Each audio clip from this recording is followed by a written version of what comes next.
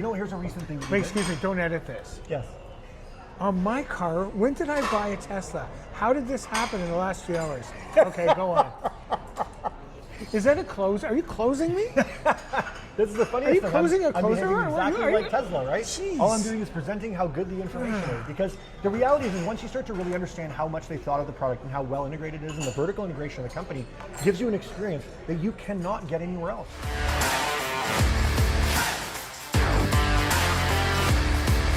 Okay, so I'm here with Marty Wagman, my very old friend and customer. It's how we met, actually, isn't it? 10 years ago. 10 years ago, sold you a couple of cars. Yes. And what are we here to do today?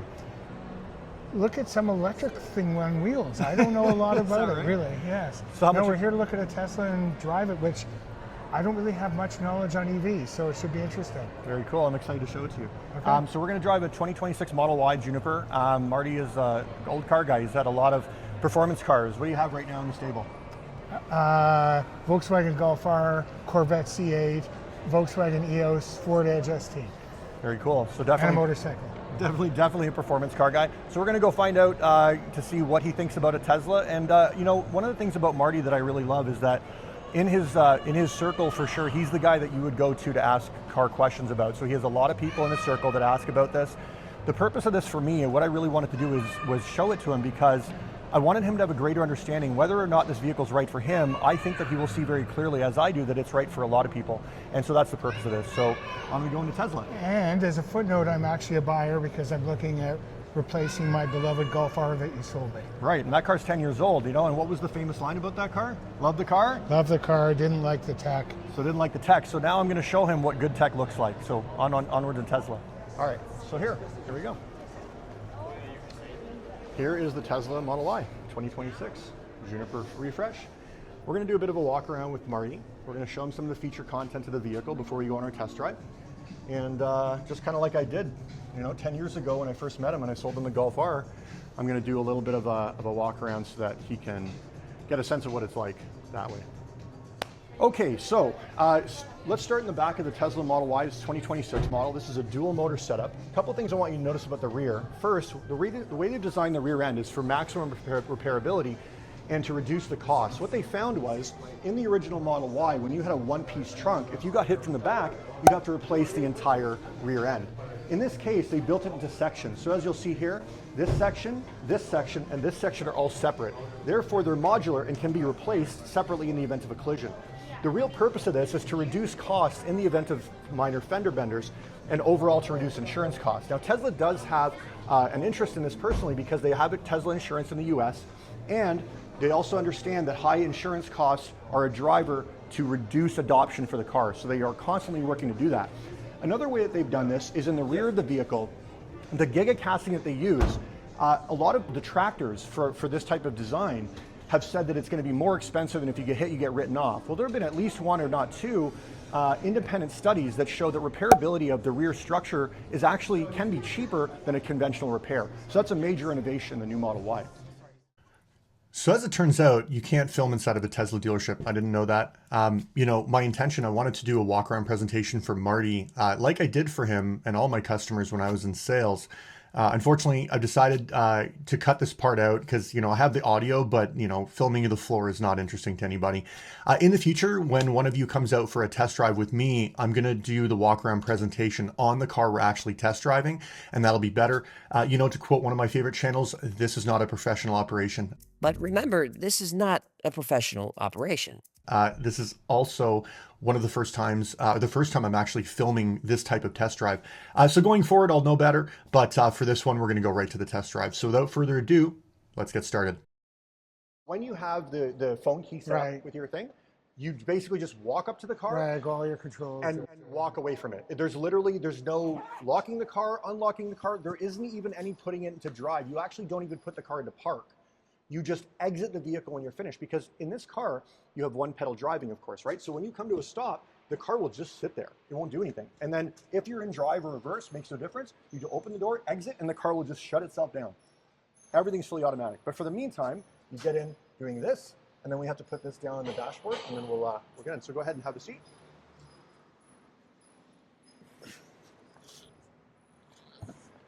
So inside, we did go over a few of the controls, but I did want to talk a little bit about the car's on. So put your foot on the, this goes there, and put your foot on the brake. Perfect. Okay, car's now active. Okay, so what I want you to do, first I want you to adjust your seats, and we'll adjust your steering and all that kind of stuff. Okay, so you are... I have to tell you, I'm actually... It is a lot bigger car than I'm used to, for starters. And, you know, I can already tell the sight wasn't that great, but I mean, the car should compensate for my uselessness. It's just, it's like a totally different mindset. Very different. It's strange. And I haven't even gone anywhere. I'm just sitting here. Well, it's gonna feel very different even driving it, because everything in an ICE car, of course, you have so much NVH, but you don't really think about it because it's your normal. In this car, there's no NVH. So everything, like the steering wheel, everything is so smooth. And I hate to use the term smooth because I think that a lot of people who test drive a car, they'll say it's smooth, but they don't really know how to describe things. But that is actually the best description. And I think you'll agree with that once we start getting going.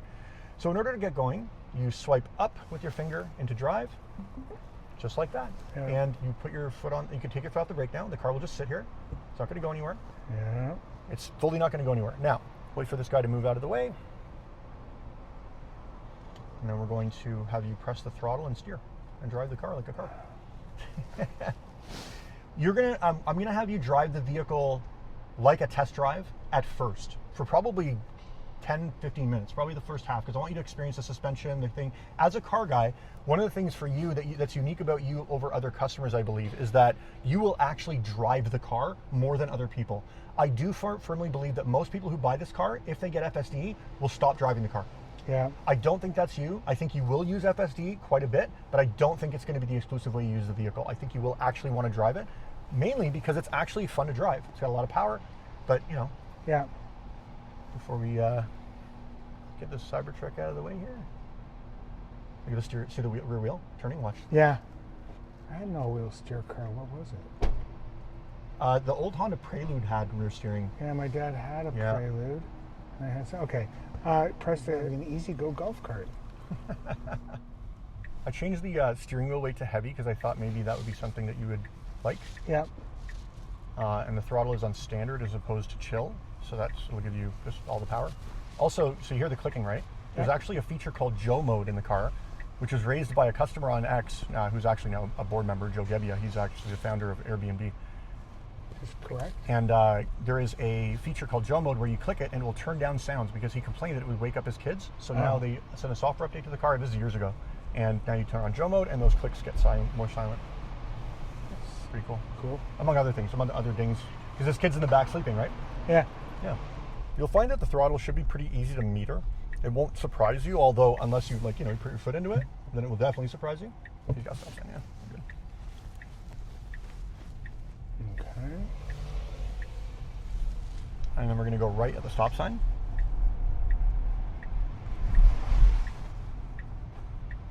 Yeah, you don't have to press the brake. I know, you but you tell me. No, it'll take them getting used to it. So I don't have to put my foot on the brake at all. Not at all. Okay. You never touch the brakes. Go right, other than an emergency, but it's pretty rare. Like honestly, there are many days you will go without actually touching the brake pedal at all. It's crazy. Other than just to turn on the car. Go right. Oops. Yeah. Well, you know. Old habits die hard. Yeah, for sure. Mm-hmm. Okay, Marty. So we are ready to go on our test drive. So have you set up your mirrors and all that kind of stuff yet? I set up my mirrors. I just pressed the accelerator. So hold on. So before we get going, I want to explain a couple of things for you. So as we talked about inside, there is a the steering wheel button on the right hand side. It shows me the front is open. No, that's asking you if you want to open it. Oh. But your door is open. Or this side. One of these doors is open actually. The passenger door. Can you open that and then pull it closed? So how do I open the door again? With your thumb, put your hand on the handle and then push with your thumb. Yeah. Okay. Yep. Got it. Okay. There you go. Okay, so the first thing we're going to do is we're going to drive it like a normal car. So first thing you want to do is adjust your mirrors. So have you got your mirrors adjusted? Yeah, I did this one. I can do it up and down. I can't seem to do it in and Yeah, out. push the scroll wheel with your thumbnail sideways. Sideways. See there's an edge on it? Okay. Uh-huh. Okay. Right, because you clicked it. So when you click it, it moves it to the other side, right? Oh. Yeah, all right. Both are set? No, No? Okay. Which side would you like to set now? left one. So click the button. Yeah. Yep, now it's on the left. You got to make sure you don't click it. You have to click it left or right, I not got in. it. Okay. Yeah, but you're good. You're still Yeah, on the left yeah. side. Okay, I'm good. Are those both good? Yeah. Okay, click the right side on the screen here. It's I okay. got it, okay. It's okay. Okay. Adjust it a little bit, like move it up one click or down just to see something. Yeah. It won't let you save it because it's a test drive vehicle. That's why. Okay, that's fine. Okay, you can exit. The X on the upper left-hand side. Yeah. And then for your steering wheel, do the same thing. Underneath the mirrors button, there's a steering wheel button. Steering? Yep. Same exact control, up and down, left and right. Yeah. Use it to move your steering. Just move it a little bit so you know what it feels like. Do I use this? You can, yeah, up or down or left or right. Oh yeah, okay. Yeah, And left and right goes in and out. got it.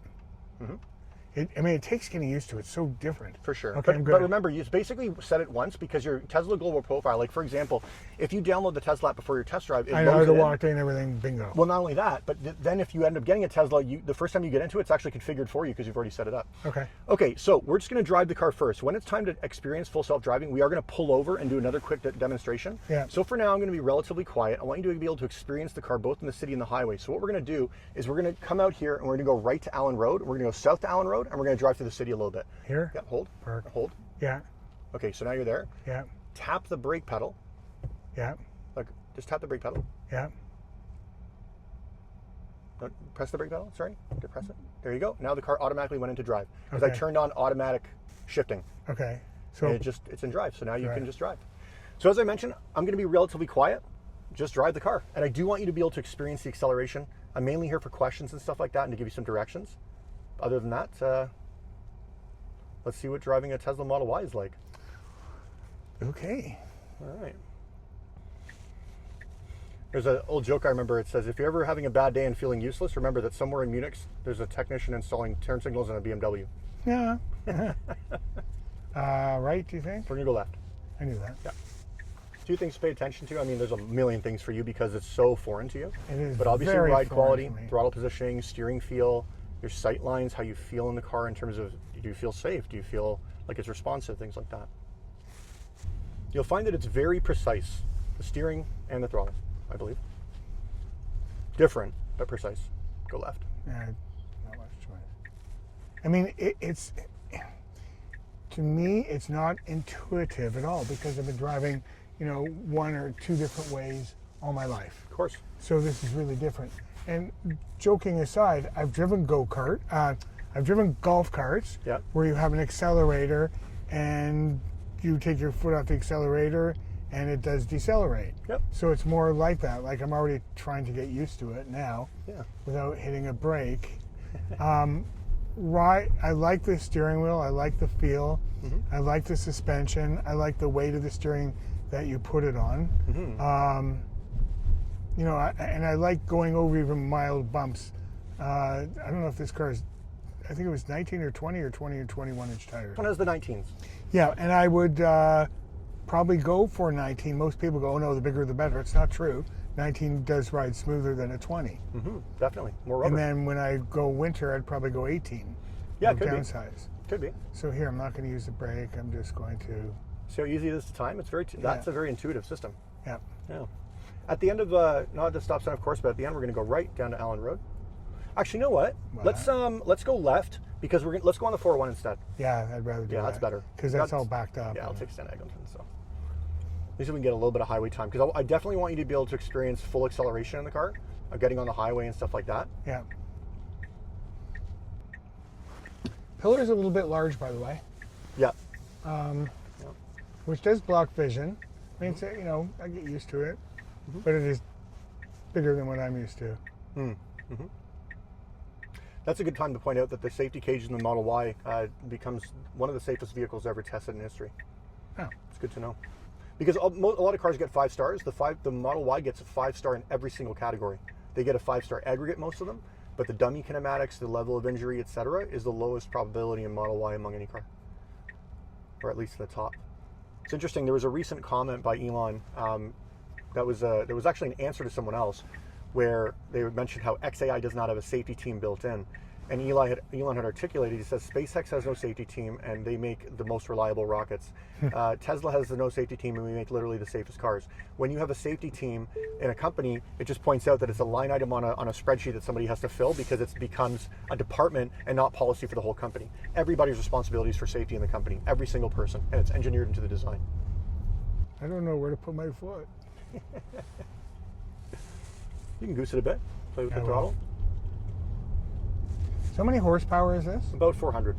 Yeah, I mean, it's not advertised because they're battery agnostic, so they can change chemistry at any given time depending on supply chain, and that can of course vary horsepower, etc. a little bit. But generally the performance is designed to, I think the 0 to 60 is 3.5 seconds, and that's what they have to match as a promise. oh my goodness. Holy, wow. Oh, I know you didn't put your foot into it yet. No. Jeez. That ain't nothing. That's a lot of torquiness. Yes, and it's right now. Now's a good time. Pin it. Yeah, okay. That's, wow. It's absurd. Oh my God, that's crazy. It's unreasonable, isn't it? Yeah, I mean, you know what? In the real world, you see these people buying 500 horsepower cars, and I know because I have one at 490, Yeah. and it's silly. I mean, it really is silly. We have 100-kilometer limits. Yeah. You know, it's nice to be able to pass and do all sorts of things. So my signal turn off on its own. Yeah. Yep, totally. And you know, I'd be perfectly happy with 330, which the Edge is, Yep. to 370. I don't even have like 400, 500. It's not necessary. Well, what's really cool about this in comparison is that another vehicle, say like this, that has similar performance, might cost you $100 to fuel, whereas if you fuel this at home, it'll be under $2. Yeah. It's pretty interesting. That level of efficiency for that cost is unmatched. Strange. I keep looking here for a speedometer, and there isn't one. Yeah, just off to your right in the upper left-hand corner of the screen. I there. found it. It's in a good place.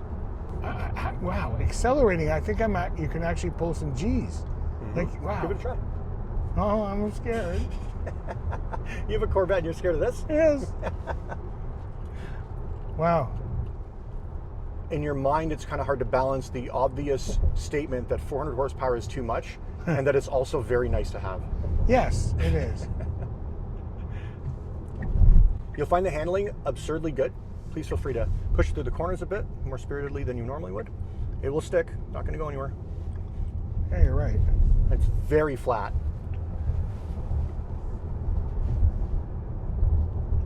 Wow. What we're going to do is we're going to go left at the lights coming up. Yeah. When we go back here, now that you've experienced the driving dynamics of the vehicle a little bit, and you're of course welcome to do that a little bit later as well, I'm going to show you a few things about full self-driving, and then we're going to experience full self-driving. It's going to be crazy. Don't worry, I'll give you lots of prep so you understand exactly what's happening. Nothing should be a surprise. So now when you pull over to stop the car, you don't have to do anything else other than let your foot off the throttle and just sit here.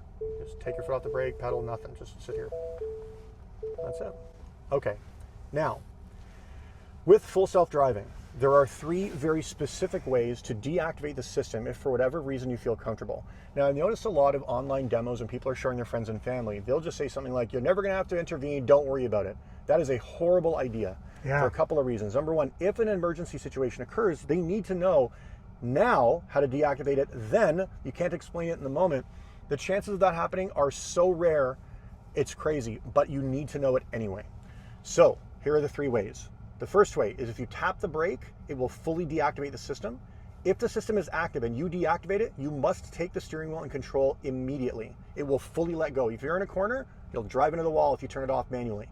It won't do that on its own, but it will do it if you do it because it's obeying the driver's rule. You're saying, I need control now. That's what you've told the car. It will So give if it to you. I brake, car's back to me. Right. Okay. Now, in that situation, you probably wouldn't use the brake to deactivate it. You might twist the steering wheel. This is the most important one to know how to deactivate because this is the most intuitive one, but you need to feel what it feels like to do that. Before we get there, the next one that you can do is you can also press the button on the right. So you see the scroll wheel on the right? If you press it, it will activate FSD, okay? But we're going to do a little bit differently. So put the car in park by holding the P on the screen. Right. Now again, you don't normally have to do this. You just, like if you open the door, for example, just open the door. Car goes into park. Okay. Just like that, okay? All right, now, We're going to set an address. We are going to go to... Sorry, oh, here. And then for HOV lanes, click auto. So what that does is the camera, the camera inside the car counts the amount of people and the relative allowance on the road you're on to see if you're eligible for HOV, and if you are, it will use them automatically. You can click yes. Okay, now, what I'm going to do is I'm going to have you activate full self-driving, and the car is going to start driving immediately.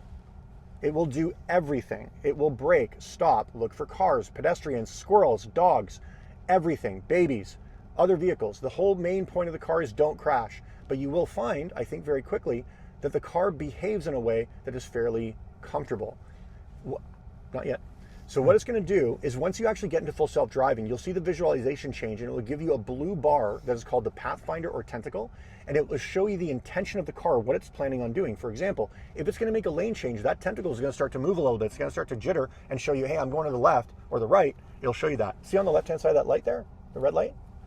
Yes. That was your blind spot? Yes. That was your blind spot? It also shows up in your side camera, the blind spot warning. Yeah. We'll see that as we go along. Now, as I mentioned, the vehicle makes all decisions. There should be no point where you have to take over. This car is supposed to take us end to end from parking lot to parking lot.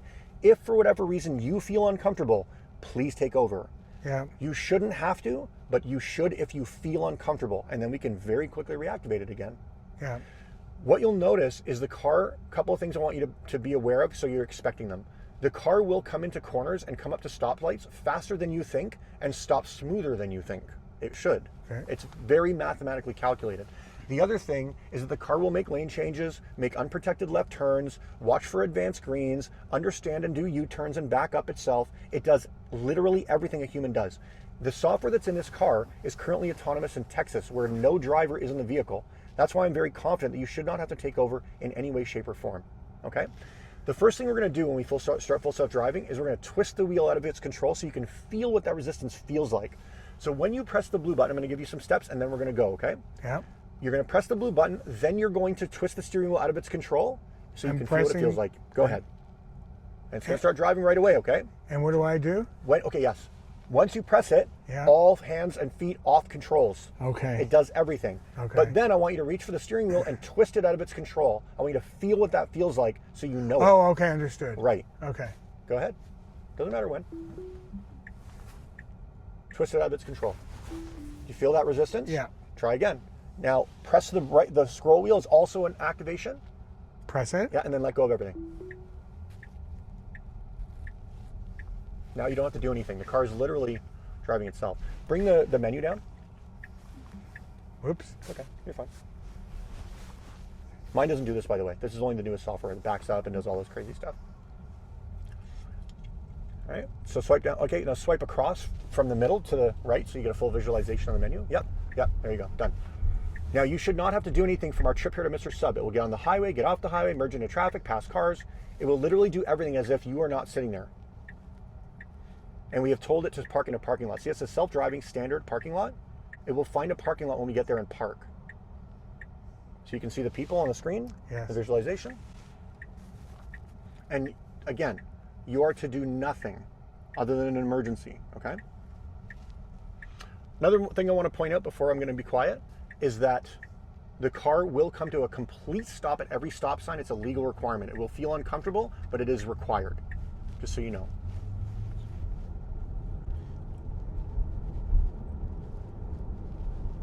Oh, one more thing. There are 5 modes in terms of the aggressiveness of the car. Yeah, I was going to ask you about that. This is the standard mode, which is the middle. Okay. The other ones are sloth in this order. Sloth, chill, standard, hurry. Can you change it while it's driving? Yep. Hurry, and then sloth, and then Mad Max. How you would change it is the right scroll wheel that you activate it with. Yeah. You click it left or right. You know how you move the mirror side to side? Yeah. Mm-hmm. And the car's telling you there it's going to take 401 west, right? On the nav.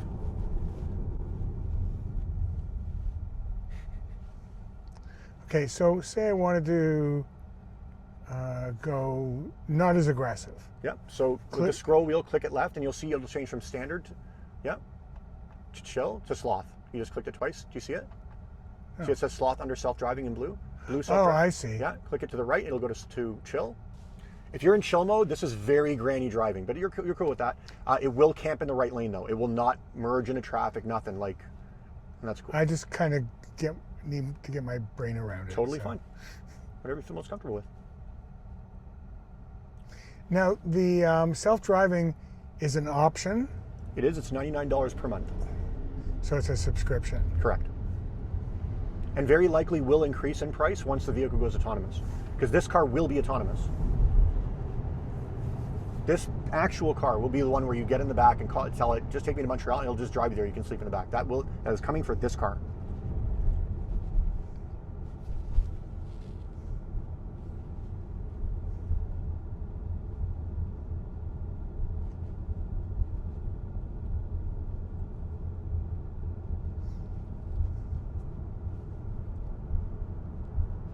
Now, if I put my hand on the steering wheel for comfort but didn't really turn it, will the system turn off? It will not. Just with that amount of resistance that you had to apply before. Yeah. That's what it takes.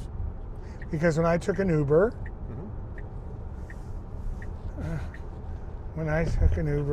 the guy said, I haven't done anything, I'm not doing anything. That's right. Mostly I just put my hand on my knees or kind of thing, or on my lap kind of thing. I just chill, because that's what the car requires. By law, they have to say you have your hands on the wheel, but that's not true, obviously, because it's driving without your hands on the wheel. And also, this vehicle will generally let you text and drive. That is not legal in Ontario. You will get a massive ticket for it. But the reason that Tesla did that is they had the data, and they figured out that people were actually turning off FSD to text and drive because it would warn you. It would be like, you have to pay attention. That's clearly more dangerous. So they said, you know what? Even though it's illegal, we're going to let you do it because it's safer than turning it off. By law, do my hands have to be on the steering wheel? I don't think so. I've never heard of a police officer talking about that. And I mean, I follow it pretty closely, so, but I don't know is the real answer. I can look it up. Maybe I'll put it in the video and add some context to fact. So say I wanted to exit at Avenue Road, I just grab the steering wheel and then it's me, correct? You typically would, yeah. If that's not on the nav, like right now it's telling you it wants to go Allen Road. It's also being very cautious. Wow. I guess we're in chill mode, that's why. Yeah. And if like somebody starts to tailgate you, it will like move over. Yeah. Yeah. The sight line out the back is very difficult. Very small, yeah, in the Model Y. It's different in the Model 3. Sorry, and what's the difference in size between the Y and the 3? What question are you asking? Are you asking about physical dimensions outside? Yes. The outside is the footprint's similar. I don't know what the actual differences are, but they're but obviously the Model Y is taller. They are the same platform, so the footprint, the wheelbase is the same, I believe, but I believe the track is wider on the Model Y. I'd have to verify that, but I'm pretty sure it's wider. Yeah. It's obviously hanging out in this lane because it's going to Allen Road. Yeah. Chill mode would normally camp out in the right lane if you're going on like a longer drive.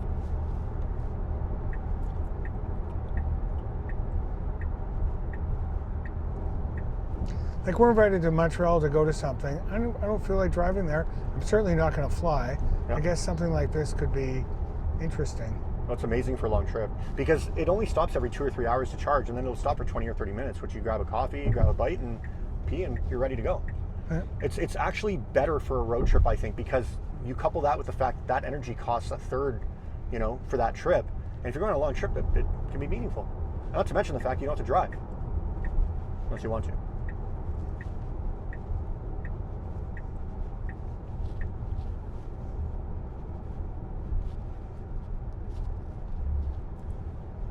As the population ages, I like driving, but probably not as much as I used to, and in the city is no fun, really. So self-driving could definitely be where it's at. I think so. I think that, there's a lot of commentary about people like, oh, I like to drive, I don't want a self-driving car. But the reality is we never really had the choice. Now, if you have the choice, yeah, you may like driving, but you like driving in specific circumstances. Nobody likes sitting in traffic and driving. You'd much rather be on your phone while the car takes care of that. That's what this is, among other things. How are you feeling right now? Fine. That's not an answer. Tell me more. No, Say more about that. No, well, I do feel fine. I actually trust the car. I'm looking at what it's doing, and I would do a lot of the same, and I do trust it. Like, I feel comfortable. Do you think that is because the car is not behaving in a way that scares you? Like, is it because it seems predictable? Yes, and don't forget I changed the mode to apply some slight turning force. It's apply funny, some slight turning force to the steering wheel. Apply some slight turning force, just slight. Yeah. That's good, perfect, that's good. Once you see that, you're good. You can let go. It was just, it couldn't, I think the camera's probably blocked by that. You can't see your eyes. Oh.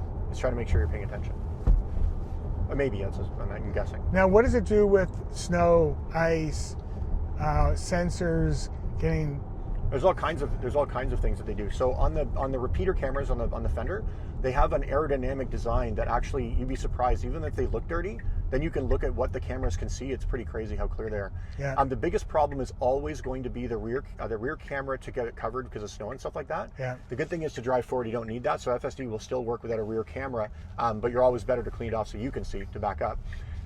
Also, obviously, you can't back up autonomously if the rear camera is blocked. So that's something that they've dealt with in terms of adding washers to the newest models that are coming out. Yeah. So if you were to order one, for example, I would advise you to wait until we see that coming in because there are some updates coming to the car that are meaningful. In the front, they have a new wiping characteristic where if the car thinks it can't see, it will do a double, triple wipe just in the camera region with the wipers and spray the washer fluid. My car doesn't do that, but this one does. Oh, and then the B-pillar cameras have heaters in them, so they melt the snow off. And that's a vertical glass surface. So the Mr. Sub we're going to is going to go left on Dufferin, just so you're aware. And let's see what it does when it gets there, because my car won't park when it arrives. Why? These new ones do. All right, me again. I keep saying, my car doesn't do this or this car has this. So I want to just very quickly clarify what I mean by this. Currently in market, there are two versions of Tesla FSD hardware. There's Hardware 3 and what was formerly Hardware 4, now known as AI4. But essentially, the newer hardware is much faster and the cameras have slightly better resolution. I keep mentioning this not because necessarily all of the features are hardware related, but because they're also software related, a lot of these, right? So for example, my Hardware 3 Model 3 is on version 12.6.4, and I have to keep track of the Hardware 4 ones, but they're on like 14 point something, right? So they're on version 14. They're probably, 27 software updates ahead of my car. And that's not because Tesla's lazy. The reason is because they've been focused on making autonomy work in Texas and California. And I know that they need to make sure that that works first. And then once they've got that kind of solved, and they're very much there, they're going to start working on Hardware 3. Now, they did rename the series to AI. So mine is Hardware 3. I don't think they switched it to AI 3. Then you've got Hardware 4, which became AI 4, and then so on, AI 5, AI 6, AI 7, and they're already talking about AI 8. Some of these are going to be in space data centers. The topic of another video, if you don't know anything about that, it's absolutely wild. But I just wanted to explain the difference in that when I say my car doesn't have this, it doesn't mean my car won't get it. I mean, it might not, depending on what the feature is. But a lot of the times, a software update will be deployed to my car, and then I'll get that new feature because of a new software update. But right now, they're focusing on solving FSD, which I think they're almost there. And also the new patent that they had, Tesla Ming on X had a really good article on it. And I think it's possible that they figured out how to fix or how to solve for FSD unsupervised on Hardware 3. I did a little bit of reading on it, and it sounds something like chopping off the ends of like long tail numbers, right? So again, that doesn't help you at all, but there is more information there, and I really think Tesla's going to solve it, even though Elon publicly said that they weren't going to. So at any rate, I digress. Let's get back to the video. They're a couple generations ahead on software and one generation ahead on hardware. Good mind. You can't update it? No, but there is a recent patent by Tesla that looks like, because they did tell us publicly that the third generation cars, or the Hardware 3 rather, I should say, will not go autonomous. But I didn't, it's not that I didn't believe them at the time. I think they really did think that, but I think they came up with a new innovation. I think they're going to walk that back. I think they're going to be able to do it. They figured out a way to make the model smaller mathematically. It's really interesting. Full patent, really cool. Is Tesla's coming out with a sports coupe or something? The Roadster? A Roadster? Roadster, yeah. I believe most of the allocation's probably already been spoken for, because I think they released, it was 7 years ago when they talked about it, and people put down like 10 or 20K or something like that at the time. We should see it this year. And are they going to come out with a smaller car, a bigger car? Do they have what's in the future? Right. So current model line with the Model 3, the Model Y being the main volume vehicles, I believe we'll see different iterations of them as we have already. So in Canada, you can now buy, I think you can now buy it, a standard base version of the Model Y all-wheel drive. So it doesn't have the cooled seats and all that kind of stuff, but still gives you similar range, about 500K. I think they're going to just continue to iterate on the existing platforms. Then you go up to S and X, which have been deleted, and now Cybertruck. Because going in the future, I believe it will not be normal for Tesla to build a car with a steering wheel. They're going to be basically a service provider and create autonomous cars, which for car people like us kind of sucks. But you know, it's just kind of the way it's going to go. There's other companies that are going to be able to produce cars that you want to drive. These aren't going to be the ones, because the majority of the market is going to go to this for sure.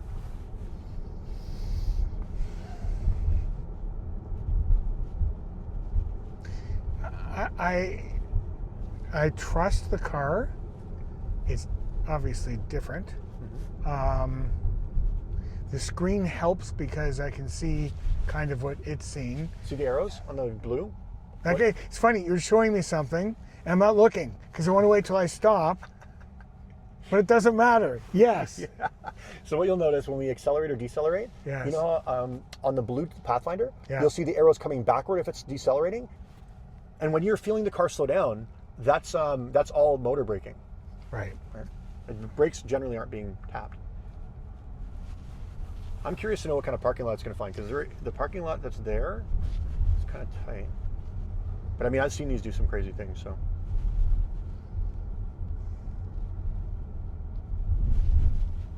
Does it avoid potholes? Not yet. That's Okay, not in the model yet. We know that already, though. That'll come in a future update. So there's the Mr. Sub, right? Oh, the map is going to overshoot it, I bet. Looks like it to me. Let's see. Let's see what it does. No, maybe not. That's going to overshoot it. Something wrong with the nav data. Turn right. Grab it. Yep, there you go. See how that was? You can, yeah, see, that's not so funny. Look at where we are on the map. The map data was wrong. Okay, that's fine. We can pull into this parking lot just to turn around. Or you can go to the cul-de-sac. Probably a better place to turn around. Okay, so that was your first demo of modern full self-driving. Do you want to give me a little bit of feedback on some stuff, how you felt? And yeah, it's now just hold on. Don't do anything. To activate reverse, turn the steering wheel to the right. It knows you want to go in reverse because you're in a cul-de-sac. okay. It can see everything. That's interesting. Yeah. And then when you want to go forward, you obviously just do your natural thing. Crazy. That's interesting. So cool. All right, so let's pull over the side of the road here for just a second. So give me your kind of hot take on what you just experienced in FSD. So I have total trust in the car. I felt comfortable in this mode, which is sorry, what's it called again? FSD? No, there's different modes. Oh, I see. So chill, yeah. Thank you. The speed profiles. Right. I felt comfortable, and I felt comfortable at that speed for my first feeling of being behind the wheel, which is kind of redundant, the wheel. But so I felt okay. I like the speed that it went. I like what it did. I like the maneuvers.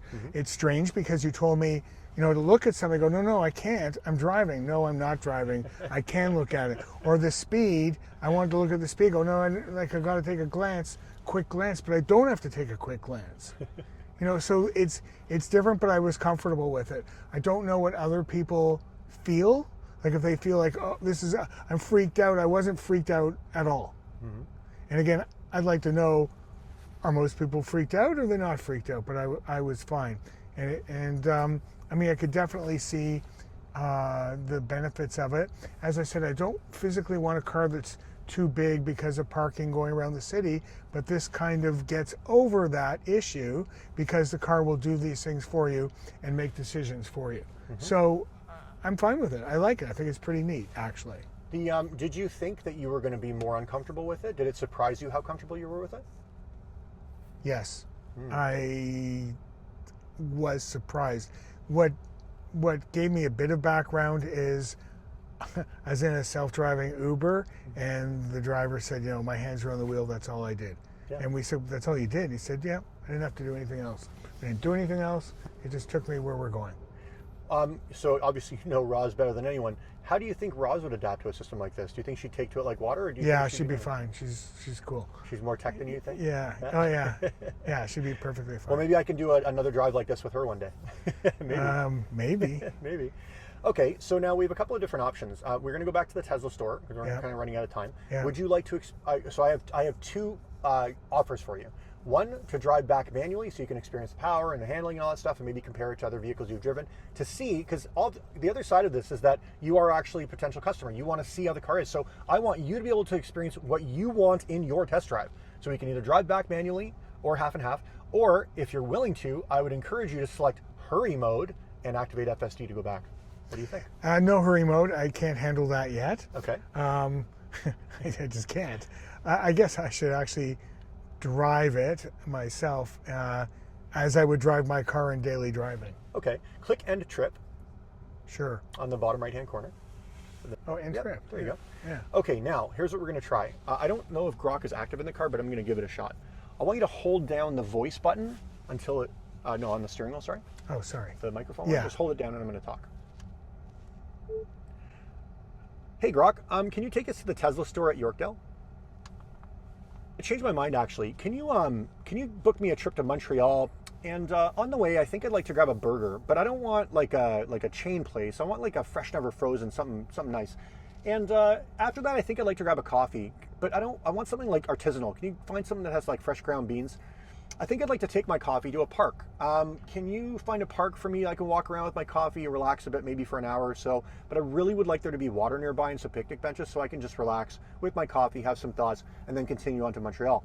Now, the other thing is that I don't want it to be at the beginning of the trip or right at the end of the trip. I kind of want it to be in the middle. So if you could arrange that route for me, I'd greatly appreciate it.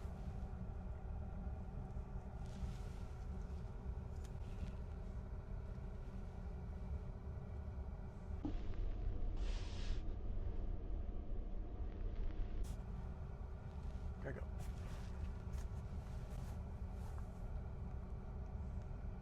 Got your route set to Montreal with stops at Burger Revolution in Belleville for a fresh grass-fed burger, North Rose Coffee in Kingston for artisanal fresh ground beans, and Lake Ontario Park in Kingston for relaxing by the water with picnic benches. It's about 1 hour, 49 minutes to the first stop, arriving around 4:04 p.m. total to Montreal. You know what, Grok? Actually, I changed my mind. I don't think I want that coffee. Can you find me a nice tea place around the same area with some good selection of tea?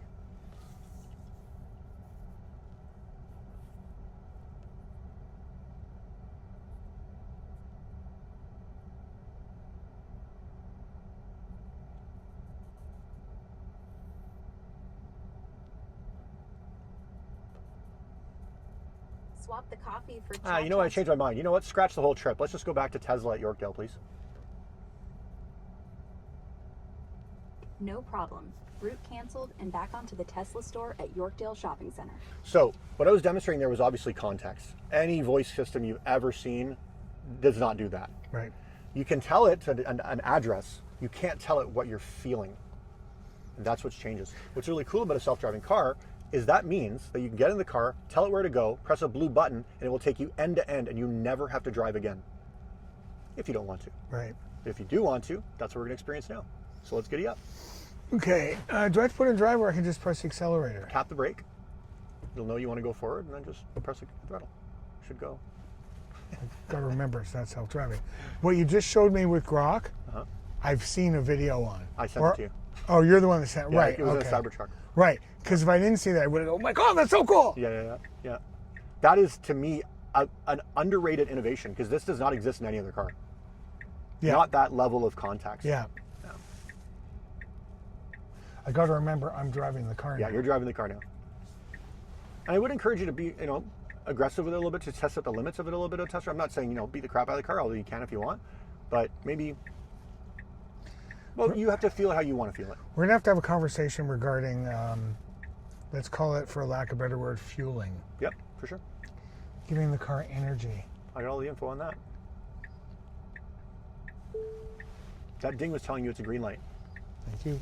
Because you're in manual driving mode, it's like, hey, dummy, are you looking down? Yeah, no kidding. I think that's what it was saying. It's a nice feature. Other cars have it too, but I do find that to be very useful. Unbelievable. Like it's scary, torquey, fast. Yeah. And by the way, you can manually drive the car, and then at any point, if you just like, I don't want to drive anymore, you press the button on your right thumb and the scroll wheel. Yeah. Right. Oh, the other one. If you press that anytime, and you could like try it now and then take over again.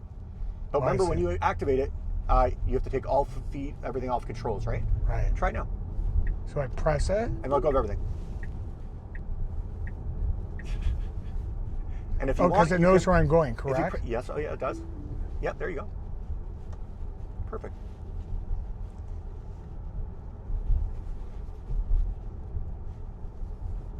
It's quiet too, eh? Yeah, I know.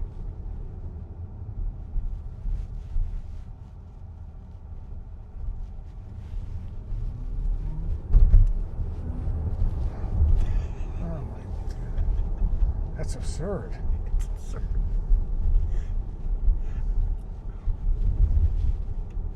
Wow. Yeah, I would be maybe concerned about on self-drive, as I said, that I would see a pothole and steer clear, and it won't. Not yet. No, I know not yet. Yeah, but here's the thing. What's funny about that statement is that I think inherently we kind of just think, well, that may never come, or it might come in a while. You might see it tomorrow. Oh, well, you could do a software update. You don't have to Well, wait it to happens buy. all the time. Like software updates are not like once a year, they're like it can be days apart. If I park my car in an underground parking, can it do a software update? Only if it has Wi-Fi, and if it has cellular signal. Right. So how? You would have to do it when you leave the parking lot, perhaps. Yeah. I've seen it do it in a park. Like I did it in a Vaughan Mills parking lot once over cellular. Yeah. I haven't seen it do that in a long time, but it technically can do it. Normally, I update over Wi-Fi, of course. It's going to tell me where to turn. Am I on? Yeah, or you can put it in FSD and it'll just take you there. So that's the cool thing. So it also generally won't miss the direction of the map. Although, admittedly, there are some map issues right now, but I think Tesla's about to develop their own system. Yeah. There have been map issues that have come up with the latest updates where it's like making the map data is actually wrong. The car's following it, but it's wrong. So that's not great. But again, that's the cool thing about this is any kind of thing you don't like about the car, typically it'll be fixed because it's not what you live with. It's a very strange thing to wrap your head around. When you get a Tesla, the car literally gets better as you own it. It's very weird. Yes, because like I've purchased cars before. Go, no, I'm going to wait another model year. Right. Because I want so and so. No, I'm going to wait 6 months because they're coming out with so and so. That's right. And here it's like, no, you'll get it. Do they charge for over-the-air updates? No, free. Now would be a good time to activate it if you want. Press the button and let go. That's it. It'll take us into the parking lot and everything.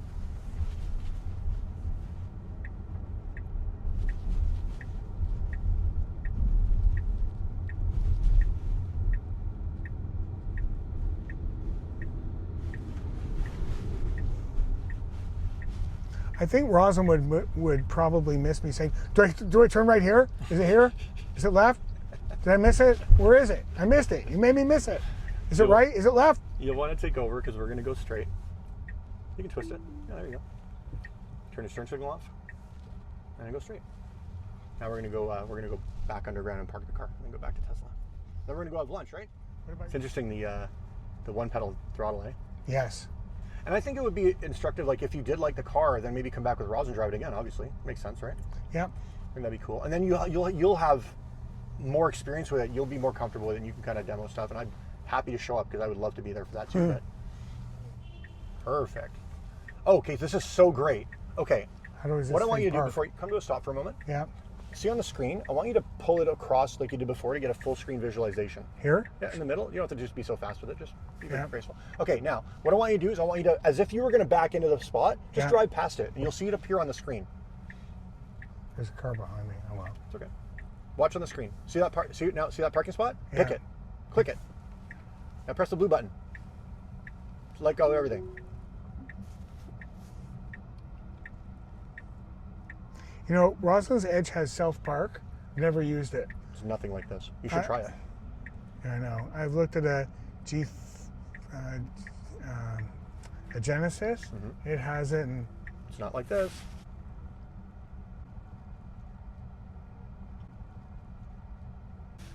This is different. And not only that, did you see how easy it was? that was If pretty. you've never seen it in your life, I said tap, tap, and you did it. That was pretty cool. Isn't that crazy? Yes. Now, are you going to use this all the time? Maybe not. But somebody will, and once in a while you might, because this thing is excellent at parallel.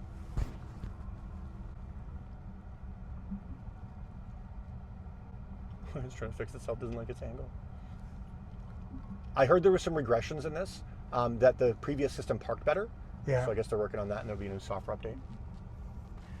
Now, That's it, man. The car has arrived at its destination. This is how the end of an FSD drive looks. do I? You do nothing. You do nothing else unless you want to exit the car. You just get out. There's nothing to do. I don't put my foot on the brake. Nothing. I just exit the car. Literally nothing. How do I get to the HVAC system? Great question. So you see that there's 21 degrees in the bottom, on the bottom left-hand side. Yes. Press it. So you can either tap left or right to change your temperature, or you can swipe up from there and it'll give you a master menu. I'll swipe up from the number. Yep, there you go. All right, now, right now you're in auto mode, as you can see on the left-hand side. Yeah. On the very bottom, you've got your heated seat control, which is already in auto mode. Yeah. So here's the thing to note. Most things are fully automatic, even things you never expected. By the way, you just hit the oscillating vents feature. Yeah. The next one is heated wiper blades or heated glass under the wiper blades. Great idea.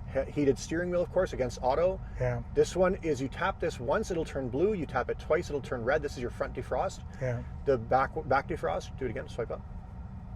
Mhm. Swipe up from the number. There you go. Yeah.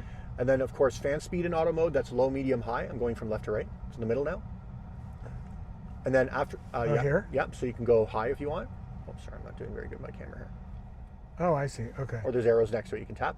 And then there's auto recirc, which is obviously auto. Yeah. Now, this is a feature that's quite unique to Tesla, is that little biohazard symbol is bio weapon defense mode. This means if there's a chemical attack, you turn this mode on and it will not allow toxins into the vehicle. This is tested. There's a large HEPA filter in the car. All Teslas have this except for Model 3. We just put in the second vehicle, we're reblowing up the bubble, and we're preparing to do a comparison test side by side. Normally air pollution, you can't really see it. You can't really see how bad it is. So we're trying to use this to demonstrate it visually. So we're going to be running a bioweapon defense mode on here. We have a HEPA filter installed. It's going to show us the effectiveness of the HEPA filter versus a vehicle that does not have the HEPA filter. Bioweapon defense mode engaged. We're going to signal smoke. Go smoke. Smoke going. So the cabin is now pressurized as the smoke is released. So all the air that's coming into the cabin is going through the HEPA filter, which is very good at taking out the particles of smoke. So as you can see, the cabin is staying nice and clean, even though the outside world is quite a hostile environment. This filter is 99.97% effective or better against particles of any size.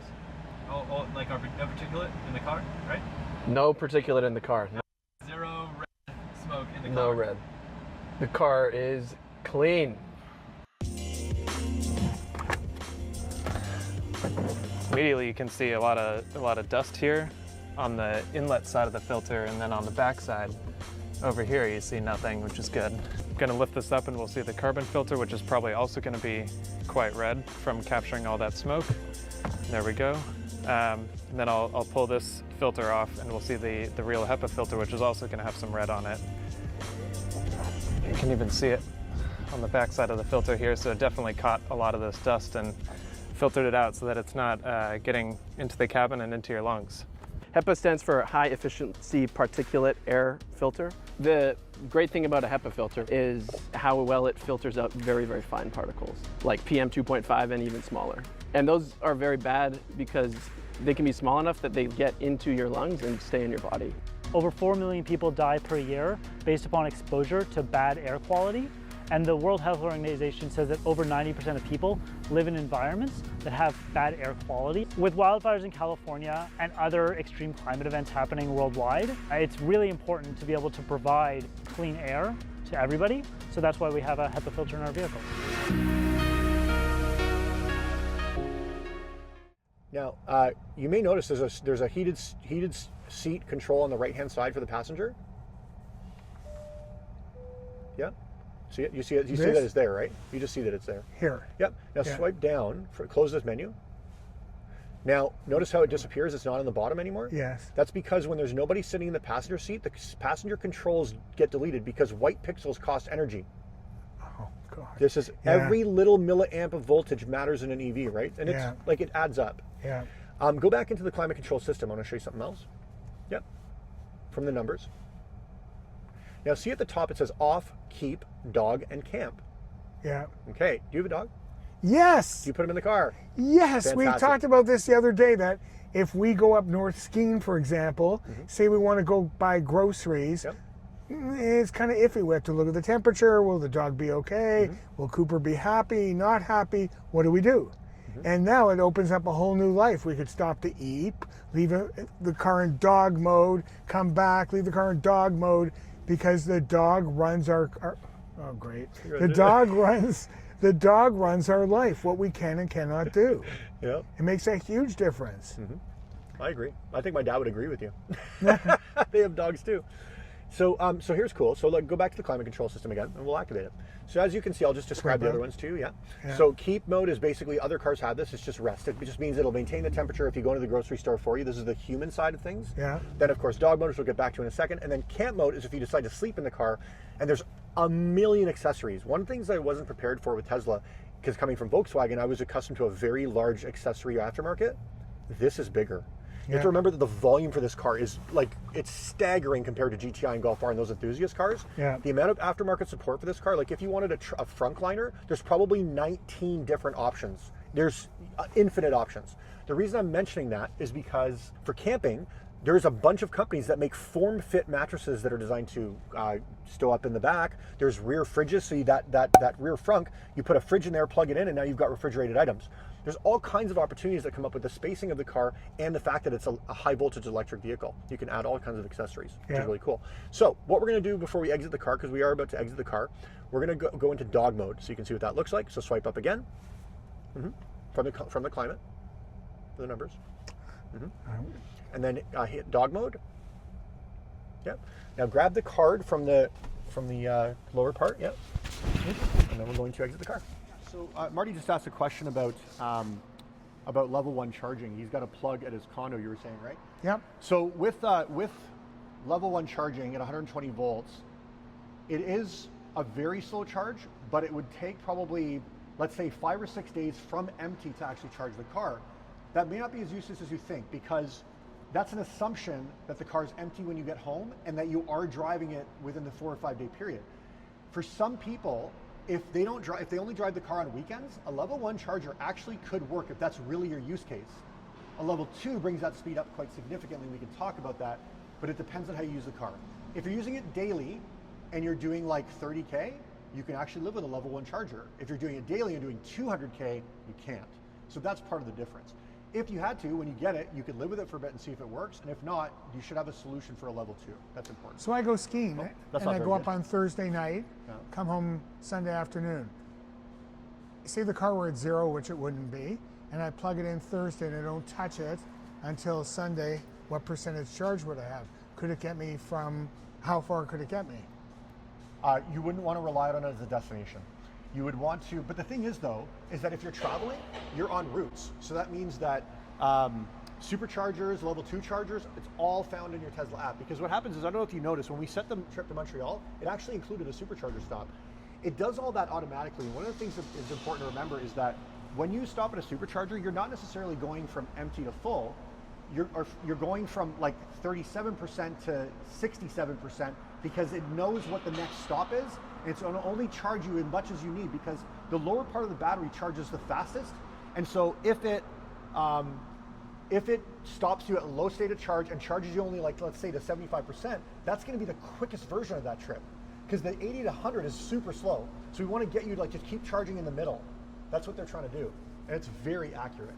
Like even at minus 16, I remember I was going on a trip and I asked the car, it was an hour and a half away, to get me there with 21% battery, because you can actually set arrival energy. So say, for example, you want to go to the cottage and you're like, you know what, I don't want to be at the cottage with less than 40% base battery.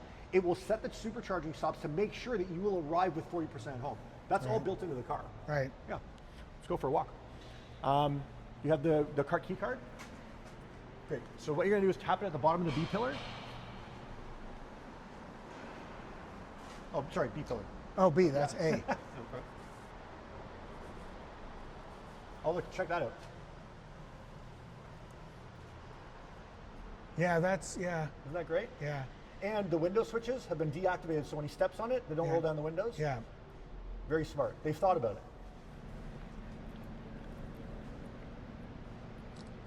it. It's awesome, eh? Yeah. Okay, let's go back in and give them back their keys. I think we've had the car for more than half an hour. Oh, God, yeah. Yeah. I'm going to tell them it took us 20 minutes to get out of this place. And maybe one day, if you do decide to get one, then, well, regardless, we come back and maybe you'd feel like driving this Cybertruck with me. Just to see.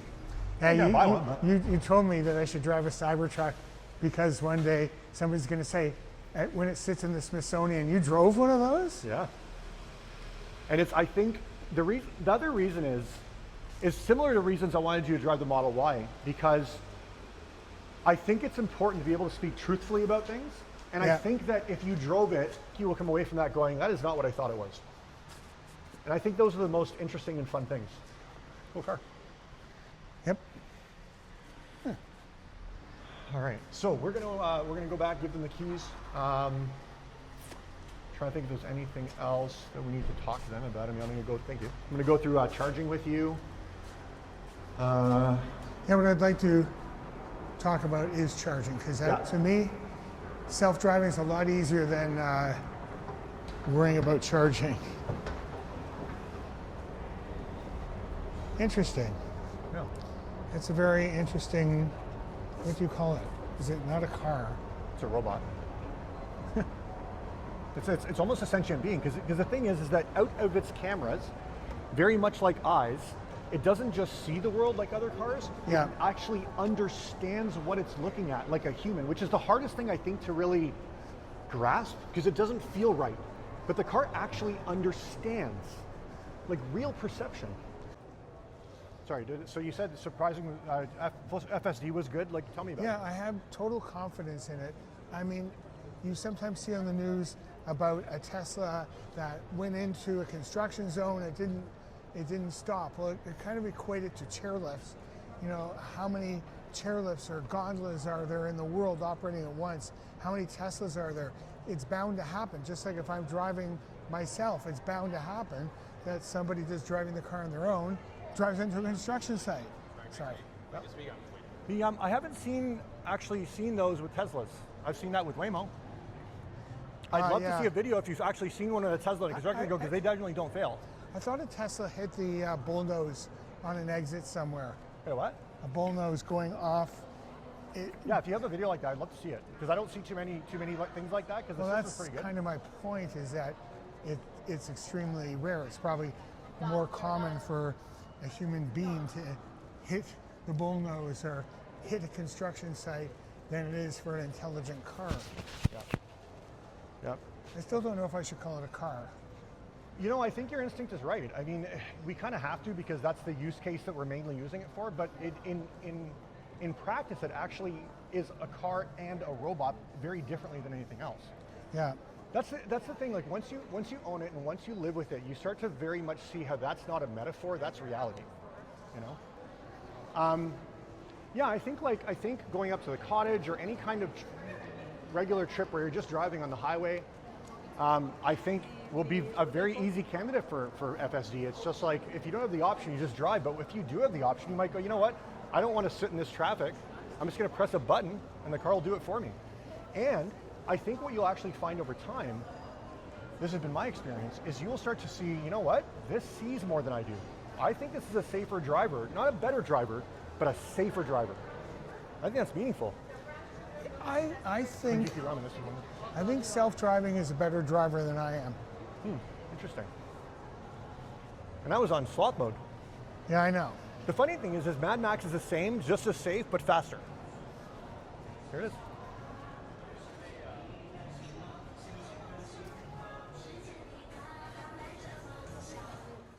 I just want to say really quick, so Marty and I ended up going to U Seafood at Yorkdale Mall, and when we went in, I asked the host if it was okay if we filmed. He radioed ahead, and the manager came down and said it was not going to be a problem, and they would put us in a nice quiet corner where we could film, and it was not an issue. And the food was fantastic. It was really fresh. Marty and I both very much enjoyed our meals. So high recommendation for you seafood at Yorkdale Mall. We had a great time there and enjoyed the food very much. Hi. Hi, Nikki. Just so you know that we're just doing a podcast, but like it's just about cars. So No worries. Cool. Hope I'm not interrupting. not at all. No problem. So I see. Okay, so that was a very interesting experience. In length, that car's a lot bigger than anything I personally drive. It's close to the Ford Edge, so I could say it's close to the edge. But I'm bummed. Yeah, I know. Thank you, Panda. But one of the reasons I don't drive a bigger car is parking, which just takes care of. Maneuvering, which this takes care of. When we go up north, we like to have room. I do like hatchbacks, so to speak. I've had very few cars with a trunk ever. I think my first car ever had a trunk. So that handles all the things. So price-wise, it's competitive with other vehicles in that class. My concern, which I don't know a lot about, is charging. I know I can get in my car now, go up to the Collingwood area skiing, stop in Barrie, and in 3 minutes I'm gone, and I've got a full tank of gas, which would get me up there and get me back. And then next time I do it, I can fill up in Toronto or try to fill up in Barrie because gasoline is less expensive there. So that's the thing. And I personally have a place where there's a standard AC outlet, which I used to trickle charge one of my cars. So, which is called, when I had it installed, I had to apply to the province of Ontario to get it. In a condominium, the way the rules work is you apply. Condominium Corp has to reply within, it was something like 30 days, and then you pay for it. It's expensive because they have to bring it down from the panel to your car. Since then, in my condo, they have proper level 2 chargers. So I'm just wondering, with my level 1, if there's anything that can be done with that or not, how long a full charge would take, what a partial charge would get me. I know there are some EVs with smaller batteries or hybrids where I could plug it in when I got home at 3 o'clock, and next day when I leave at 10, I have a full charge. Smaller batteries, hybrid cars. So that's number 1. Number 2, we have a home where when we did a renovation, I said, once everything's opened up, the floors, the joists, put in a charger or put in a plug.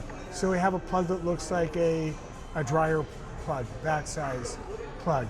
So that one, I believe, can be converted to a level 2, I'm assuming. Level 3 you don't do in houses, or you do in houses. I don't, okay. No, it's like two-phase. Okay, so a level 2, but I don't know anything about charged. I know cars. I can tell you lots about ICE cars.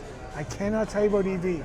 Now before, when you said you wanted to do your podcast, I thought, I'm not gonna come in here and read all sorts of stuff and sit here and cross my arms and go, I know that. Oh yeah, I knew that.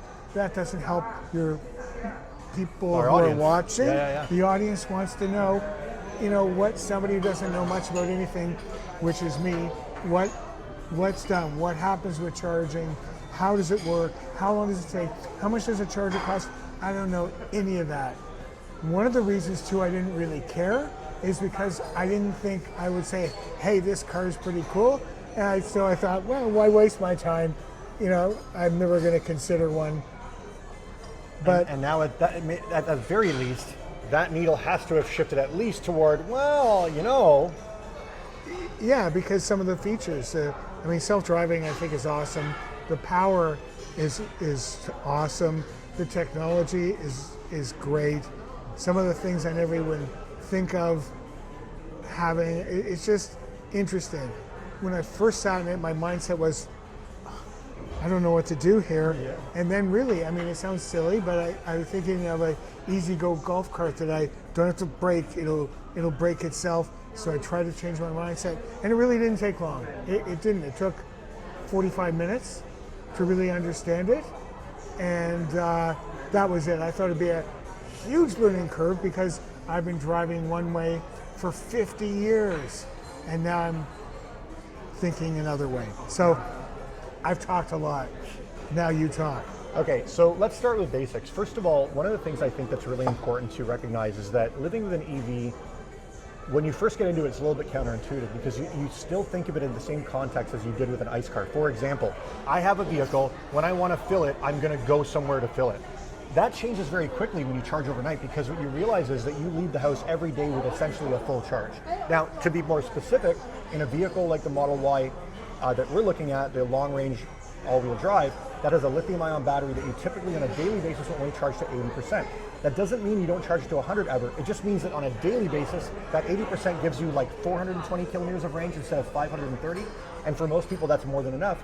And it has to do with the way the battery chemistry is. It doesn't like to be sitting full for a long time. Having said that, if you're going to go to the cottage in the morning or even the afternoon, charge it to 100% the night before, because that's also where the cheap electricity is. The other side of that is that when you realize that most customers never actually touch a supercharger, it changes the way you think about it. But I find that for most people, they have to get into ownership to really understand that at a real fundamental level. So let's talk about level 1 charging first. First of all, let's use some round numbers, and let's assume that the Model Y has an 80 kilowatt hour battery. And that may not mean a lot to you as a car guy, but I'm going to show you how it's really easy to understand. When you plug the charger, when you get a mobile charger from Tesla, there are 2 levels to that charger, level 1 and level 2. Level 1 is of course 120 volt, and level 2 is of course 240 volt. It has a connector that can come on and off, and you can either plug in the standard wall socket or a dryer plug like you mentioned. Now, the maximum charging speed for level 2 is typically about 11 to 11.7 kilowatt per hour, okay? But let's use round numbers. If you have 10 kilowatt hours of charging, and you have an 80 kilowatt hour battery, 8 hours. Repeat it, please. If you have an 80 kilowatt hour battery and you're charging at 10 kilowatts, it will take exactly 8 hours. The math is that straightforward. And once you start to you'll start to do it in your head as you go along, you'll start to see that actually this kilowatt thing is actually way easier than I thought it was. I had to learn it because I had to train it. Because when I first got into it, I'm like, kilowatt hours, voltage, amperage, like what the heck? Okay, so here's simplified. If you plug in at level 1, you're typically getting about a kilowatt. If you have an 80 kilowatt hour battery, 80 hours. So 3 days, give or take. So you can charge from empty to full. Now, the other piece of context is that you very often, if ever, are empty. You shouldn't be. You're probably down at the very worst 5% or 10%, but typically 45, because you're going to go out and use your car with 80%, you'll come back with 62. So now what? You only need 80% more battery, you get to your theoretical max at 80. So it can be workable, but the other thing to remember is that the temperature of the battery affects its charging speed, meaning most importantly on the level 1. If it's in minus 20 and it's sitting outside, it will not charge at level 1 full stop. Because any energy that's coming in that simple kilowatt, it's using all of it to heat the battery enough to try to warm it up. It just cannot keep up, it doesn't have the energy. So, if for customers that they have a vehicle that sits outside in the cold, they absolutely should be on a level 2 overnight, or they should not buy the car. Full stop. It is not the right car for them. Now, I say that tongue-in-cheek in that you probably could live with it if you had to. If you're really diehard and I really want to drive a Tesla or an EV, I don't care if I have to go somewhere to charge and sit half an hour every other day or every 2 days, 5 days, whatever it is you need the mileage for, fine. But that's not my suggestion. My suggestion is that you need to have a setup where you can have the vehicle plugged in while you're sleeping. That's really important. Level 2, as I mentioned, maxes out at about 11.7, but a dryer plug uses typically lower amperage. So in order to get 11.7 the max of level 2, you would have to have on your breaker box a 60 amp fuse. That follows the electrical rule of plus 20%, because you're going to pull 48 amps off that circuit. 48 amps will get you to 11.7 kilowatts. Now rounding that down to 10 on an 80 watt, that's 8 hours, sorry. So now you'll probably charge that car, that Model Y, and call it 7 hours overnight from dead empty to full. But the car's never empty. So the car's not going to take 7 hours overnight on a level 2. That's important. Now, the level 2 that you plug into the dryer will typically have a 40 amp breaker on it and be pulling 32 amps instead of 48 amps. And that will slow you down to 7 kilowatts, which is still much more significant than obviously the 1, is more than enough energy to keep up with charging, and it'll charge in 9 or 10 hours. Perfectly acceptable for most people overnight. So if you have a dryer plug at one location, you would simply buy a Tesla mobile charger for about $350. You plug it into the wall, plug the other end into your Tesla, and everything's solved. If you want to get a fixed level 2 charger, which is the glass-faced one, that can get you 11.7, install additional breaker. If you feel like you want to go that direction, you'll get more power and you'll get additional functionality in the app, so you can actually change the access of it. So for example, if for whatever reason you need to install that outside, they're both weatherproof, you can lock and code the more permanent second level, because it goes through the app. You can say, authorize this Tesla vehicle and not others. But with the mobile, you can't. But then again, it's also a plug, so it's much easier. Supercharging. Come on in, man.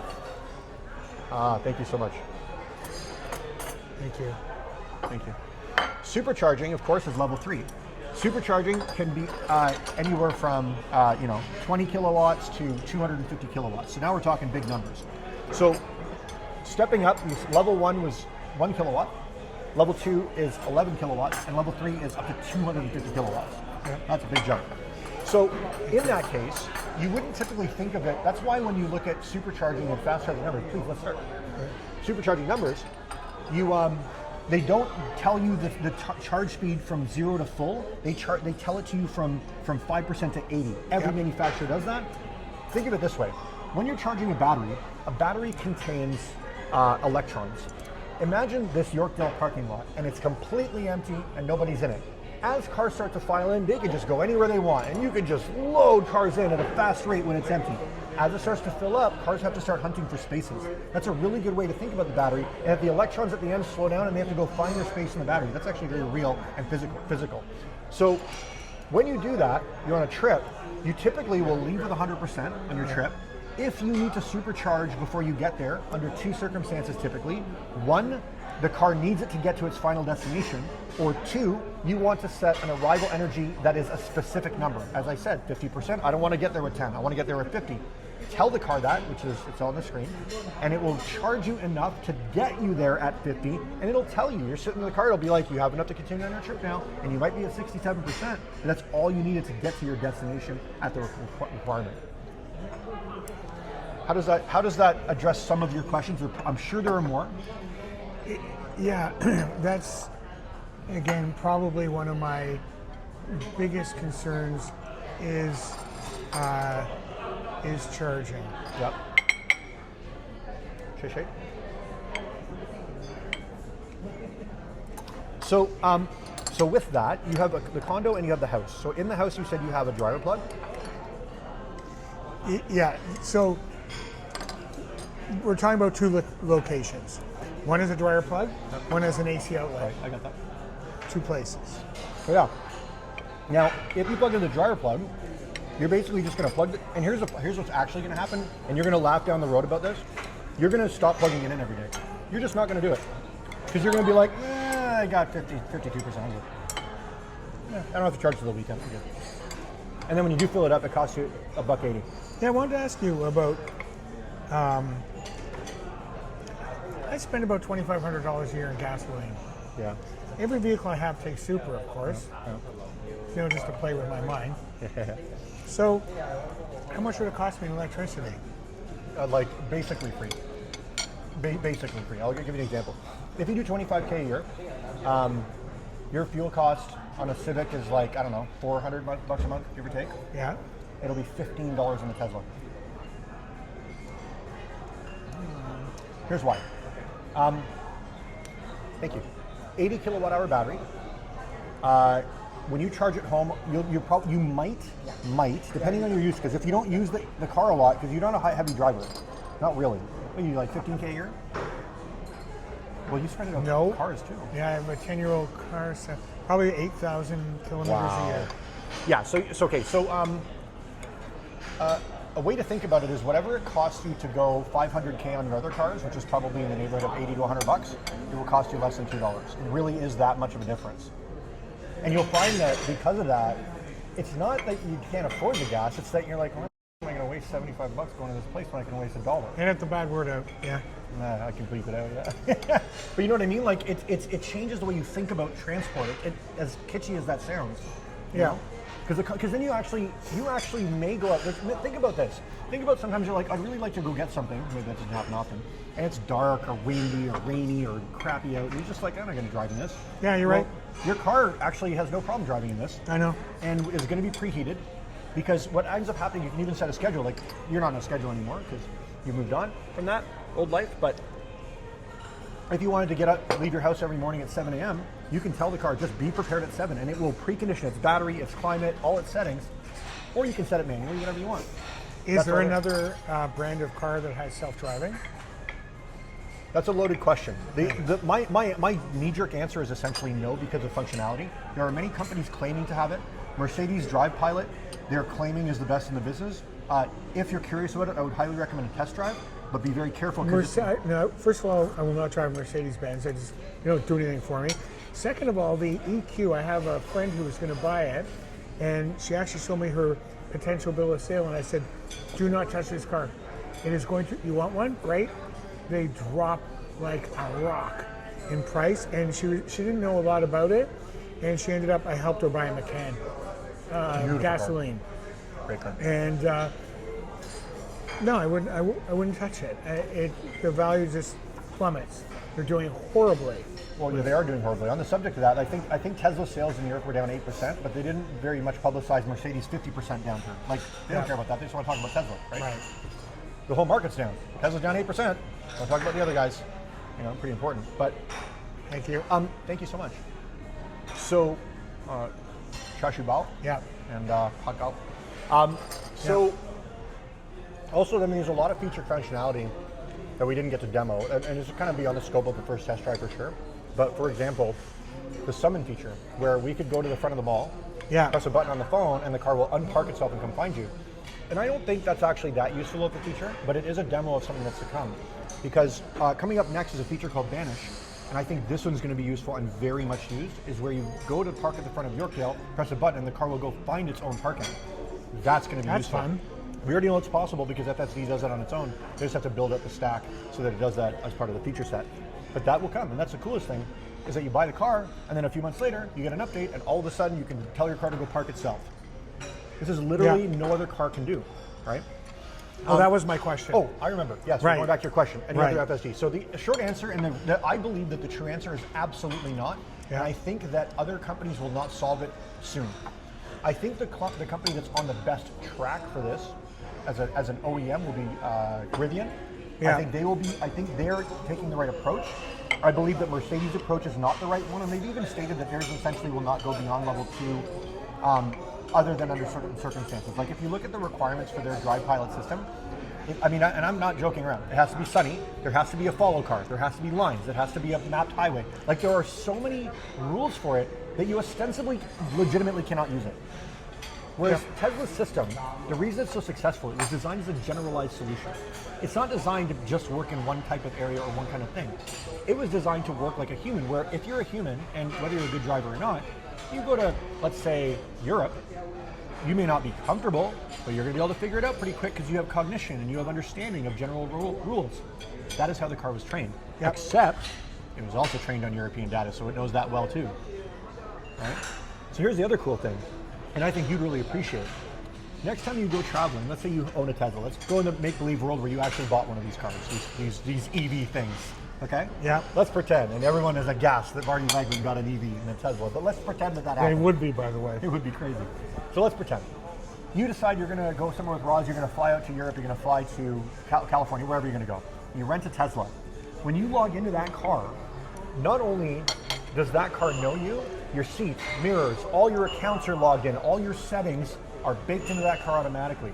Now think about this as an additional tool, because I found this to be incredibly useful. When I went to San Francisco, I did the same thing. I logged into the car, it knows me automatically, I turn on FSD. I don't know San Francisco. The roads are kind of crazy there. And I didn't have to make a single decision because the car was my driving guide, my personal chauffeur. And when you realize that on a trip, that is impactful. For sure, especially driving on the opposite side of the road. I would never go to a destination where I had to drive on the opposite side of the road. No way. Sumae. Thank you. Thank you. Yeah, I would never do it. Couldn't do it. Wouldn't do it. Not interested. So, thinking now back, because you've had a little bit of time to sit and percolate on it, tell me about your experience with the driving dynamics of the car as a car guy. Like, what did you see about the car? Was it something you didn't like, did like? Tell me about that experience. Car is tight. The suspension is good. Not too harsh, not too soft. The car is freaking fast. The rear window sucks. Looking out the rear window, which I guess in theory you don't really need to back up, but it's still, there's a comfort level of being able to see out the back. It drives very well. It handles well too. No, I didn't push it because I drove it. I think when you test drive, you drive as if you do your everyday driving.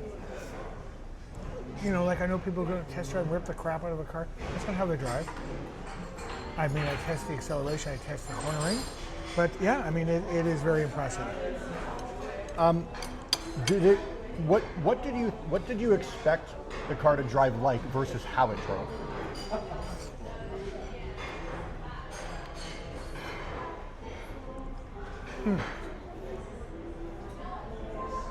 I didn't really have expectations because, again, I didn't research. When I buy a car, I research and look and read and drive. For what, Marty, a couple months? Pardon me? For what, a couple of months? No, more. More than that. I really do. I know. Because I want to know everything I can know and then experience it. But it drives well. So I have some questions for you. Okay. Talk to me about Tesla and quality control. I'm really glad you asked. So, one of the things that's really impressive about Tesla, as you know, I mean, I came from Volkswagen Group, quarter century with that brand, Volkswagen, Audi, and to a lesser extent Porsche. And one of the things that really drew me toward Volkswagen and Audi and those brands was that engineering, precision, attention to detail have always been things that I personally found to be very exciting about cars. I mean, I've always been a car guy, as I'm sure you have since a kid. But one of the things I really love about cars, and one of the things that few people know about me, is that most of my friends know me as a car guy. What most of my car customers that I've met that way don't know, or didn't know at first at least, is I'm probably a bigger tech and space guy, right? So when you pair those two things with cars, I mean, it's like a Tesla's like the perfect car in that sense. So so without getting into too much detail about why I'm not super happy with Volkswagen, the brand that I love for so long, I won't get into that right now. One of the reasons that attracted me to Tesla was when the company first came out with the Model S in 2012, I thought that it was a neat party trick. Cool car, but I mean, who's going to buy this in volume? It's $100,000, whatever it is. Then Model X came out, and of course, that car was kind of a neat party trick, Falcon Wing doors, all kinds of light shows. Cool, but who cares? Volkswagen is going to crush them. Huge company, Toyota, whoever is going to crush these little guys. When it really turned around for me, my understanding of Tesla was I watched in 2017 them going through Model 3 production hell in 2018, and I saw the grit and determination of that company to succeed. That made me realize something was different, but there was a second catalyst. There was at one point when that car was first released, Consumer Reports did a test on the car, and they were not able to recommend the vehicle because the braking system they believed was substandard. The braking distances were beyond what they thought should be best in class. Yeah. Tesla said, if we do a software update to the car, will you retest it? And they said, if you don't touch the car, yes. So they sent a software update, improved the braking system with a software update, and the car became a recommended top pick. That's when I really started to pay attention. I said, you can update brakes over the internet? That's something I've never thought about before. I need to pay more attention. And so going to quality and engineering, the iterative process at Tesla is pretty wild. If you follow somebody like Joe Justice, he'll tell you about the Justice Board when you walk into Tesla. And here's what it looks like. So let's say you're an engineer at Tesla. You basically don't have a manager. You subscribe to, I'll put them up on screen here, but one of them is like make requirements less dumb. very basic rules, you know? Find out who made the requirement and why the requirement exists. If not, delete it. Other things like delete, delete, delete. If you are not adding in at least 10% of the parts you deleted, you haven't deleted enough. Like, this is the way they think, right? So you go into Tesla to work, and your job is to be as useful to the company as possible at any given time. So you're going to go and you're going to look at this justice board, which let's call it like a story-high LCD board, okay? And then what you do is you zoom in a little bit, and we're going to look at Model Y. In Giga, Texas, they build Model Y and Cybertruck. So we're going to look at the Model Y. Then we're going to zoom in further, and then we're going to look at the screen, the manufacturing of the screen. Now, there's 3 metrics we're going to pay attention to. We're going to pay attention to the current weight of every screen made in milligrams. Yep. The current milliamp draw of every screen built, and the current cost in pennies or fraction of a penny to make a screen. So let's say you're an engineer, you walk in, how can it be most useful to Tesla today? Well, the answer to that is I think I can take a gram of weight out of that screen. So you go, okay, you know what? I'm going to take my small team, so you're a small team of 3 or 4 people, and you're going to do injection molded plastic. You're going to do 3D printed metal. You're going to reprogram production robots. And then, let's say 5 or 6 hours in, you accomplish this task. You shave a gram of weight off the screen design. Do you know when that screen design goes into production?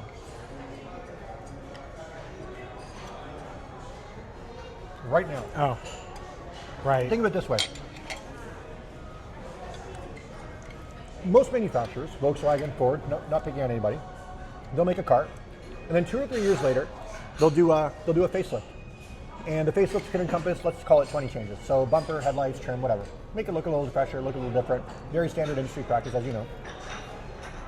Because of the pace of innovation and change, Tesla changes up to 20 things per car per week.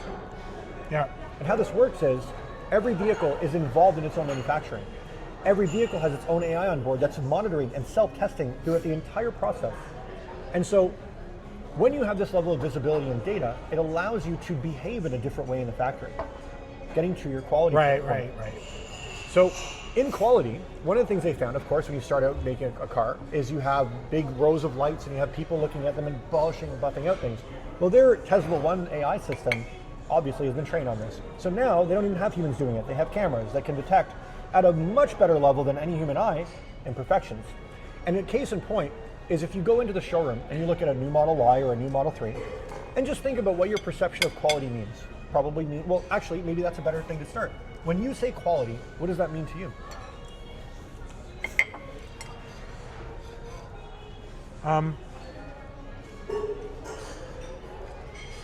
The paint is good. There aren't gaps in the hood, and that I'm not going to have rattles. I'm not going to take my car in for stupid things. I dislike immensely having to take my car to a dealer, and then it's I have a rattle. Okay, can you come back in 2 hours? Great. I'll come back in 2 hours. Can you come back in a half hour? No. I don't like those little niggly things. I'm lucky I don't beat my cars up, and I've been very fortunate that I haven't had that. But I can tell you, if I took my Ford to Ford for an oil change, they're so busy, I'm gonna have to go for a walk for an hour and a half. I don't like that. I don't think I have a problem with Tesla with an oil change. But like, I give Genesis kudos because they'll come pick up your car, give you a car, drop it off. If I take my car to Tesla, do I, if I have to, because they do a lot of over-air updates, what you're saying, let's say I have to take it in. Do they give me a car? How do I get to where I'm going? How do I wait? I don't know any of that. Okay, so let's start with a basic service visit first. So to answer your question, yes, service owners are available, especially if you're under warranty. So that's typical. However, if for whatever reason you have to go into service, and let's remember, this is going to be a bit of an adjustment. There is no scheduled maintenance requirement. So you actually don't have to go into Tesla service maybe ever. Like literally ever. You may never actually see the service department for a few different reasons. One, the 2 main things to change are your wiper blades, which obviously you can do yourself, and 2, the filter, the cabin filter, which you can also do yourself. There's 1 screw on the side of the passenger panel, you pull it out, push it back in, and you're done. Very simple. Tesla will ship these parts to you at a low cost. The wiper blades, in my experience, are $35 each, directly from Tesla, shipped to your door. Yeah. And I think the filters are like $40 or something like that. But they're different in your car because you have a HEPA filter, so they're more expensive. Because I have a Model 3. Now, the other thing, you mentioned kudos to Genesis for picking up the car. I do think that's a wonderful service. I think Tesla, they approach it a little bit differently, where instead of bringing you a car or picking up your car, many services can actually be done in your driveway. So Tesla Rangers will simply just come to your house. I've heard that. Yeah, and this is actually more normal than I originally thought when I first started with Tesla. They're also willing to come to my parents' house in Hastings, Peterborough. That's insane, because that's like 45 minutes from Peterborough and nowhere near any civilization. So the fact that they were willing to come to Hastings is crazy. Now, the other thing I learned is that the service department's cart costing does not change whether you go in-store or if you ask for a Ranger appointment. I'll give you an example. It's not just quick things that they come for. I had to have a strut replaced on my rear trunk lid. Yeah. That was a service appointment. I had a camera cleaning. That was a home service appointment. They just came to my house and did it. So those two were under warranty. My current car is not under warranty, and they were still going to come to my house. And the quote was the same as if I had gone to the store for the repair. What about things like tires, bearings? Yeah. So like BMW and Porsche, Tesla does have like a designated manufactured tire for the brand. So Tesla works very closely with Goodyear, Pirelli, and Michelin to develop tires specifically constructed for Teslas. Is it a proprietary size? No. Is it a proprietary tire? Sorry. No, but you can choose an OEM tire. Because in this context, proprietary means it's not your only choice. The answer is no. You can choose many different tires. You can choose Chinese ones if you want. Not that you would, but I'm saying like it's not a proprietary size. What about winter tires? You told me what you run. Yeah, so I run a Hakkapeliitta R5 EV, which is amazing. It's an outstanding tire. Wonderful tire. You downsize? I kept the same size, but I'm on an 18. What do you do about wheels? Alloy comes with the car with a cap. The cap adds 5% range. You know, it's funny, you talk about weight and you know, we put this on the screen and we lost a gram and we did this and this is weight saving. Well, I'm not a small person, so I get in the car and you know, I'm 6'3" and I weigh what I weigh. So isn't that going to take away from, I almost said gas mileage, isn't that going to take away from range? Sure, absolutely. And then if you go with me, 100% it will. Right? And just then like any vehicle. Bring my wife along and put Cooper, the dog, in. I mean, absolutely. It's going to, and the other thing I heard that's a killer of a battery is something we have called winter. Very real. So I spoke to somebody the other day with a non-Tesla product, and he told me that he has range anxiety, and winter is a killer of batteries. Yes. Okay, so so typically I can actually speak pretty accurately on this, I think, because one of the advantages that Tesla, as we already know, is software. They are the kings. They are the absolute de facto leaders in vehicle software. There's no debate about that, I don't think. What other EVs often are lacking is good battery management and charging system software and how it talks to the car and how it talks to the customer.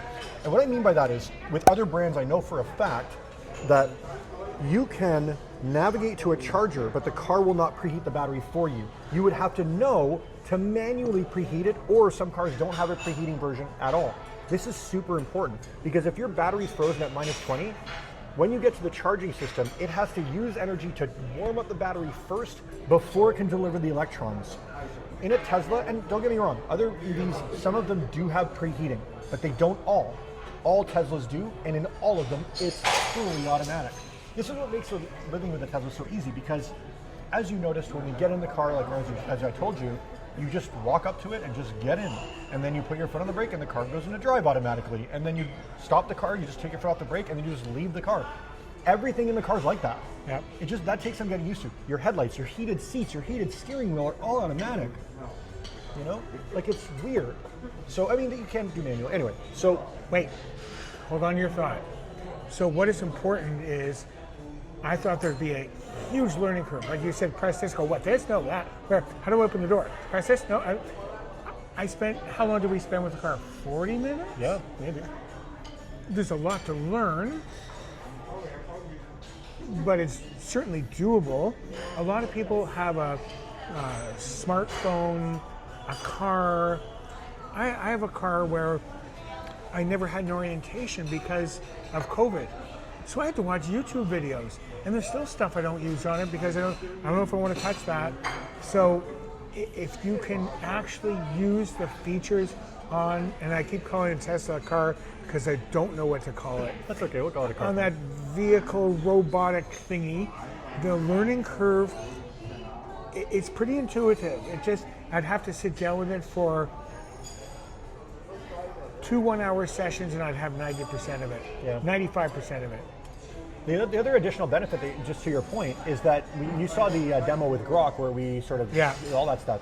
Remember, that's built into the car, so you can say, "Hey Grok, how do I do this?" Too. Right. And it'll just talk you through it. Right. In very natural language, right? In a Tesla, when you're driving in the cold, you do pay attention to these things. So the first thing you do is you're going to be at home plugged in.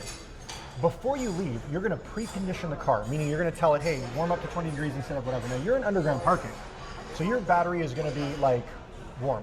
Or it's in the garage and it could be cold, maybe. Yeah. Preheat the car. It preheats the battery and uses cheap home electricity to do so because it's plugged in. When the car is plugged in, it will draw from the house. When it's not plugged in, it'll draw from the battery. Right. Okay. When you go out and drive from that trip, your battery has been pre-warmed to offer maximum efficiency, even if it's minus 16. So you're probably on a full range, like say 500K of range, just by being in the cold. If you were driving in a frozen battery, you probably have half the range. But by preheating it, you're probably increasing that to about 65 or 70%. That makes a big difference. Now remember, on that car, the stated range expectancy is I think 530 kilometers. I'll put it up on the screen and verify that. But what we've also found is that those tend to be matching or exceeding the EPA ratings, the actual cars. Contrary to what they used, it seems that they're very accurate, and in fact, maybe a little on the low side, which is great news in optimal circumstances. Obviously, the best range you're going to get is in the summer and the warm. Now, I want to finish off that statement about the cold because the way the car behaves is the car is always actively trying to manage its battery. It tells you things. It'll be like, "Hey, battery temperature low. You might want to plug it in before it gets too cold." And it'll start to tell you things. When you go to a supercharger, so let's say you're traveling from here to Montreal, all those stops are going to be set for you. And the supercharger stops are set automatically. Now, you can change them, but it will set it automatically based on your route, what your timing is like. It's matched all your stops. All that's automatically calculated by the AI. When you stop, before you get there, it's going to tell you a bunch of different pieces of information. One, it's going to tell you how many stalls are currently available, and it'll change in live real time.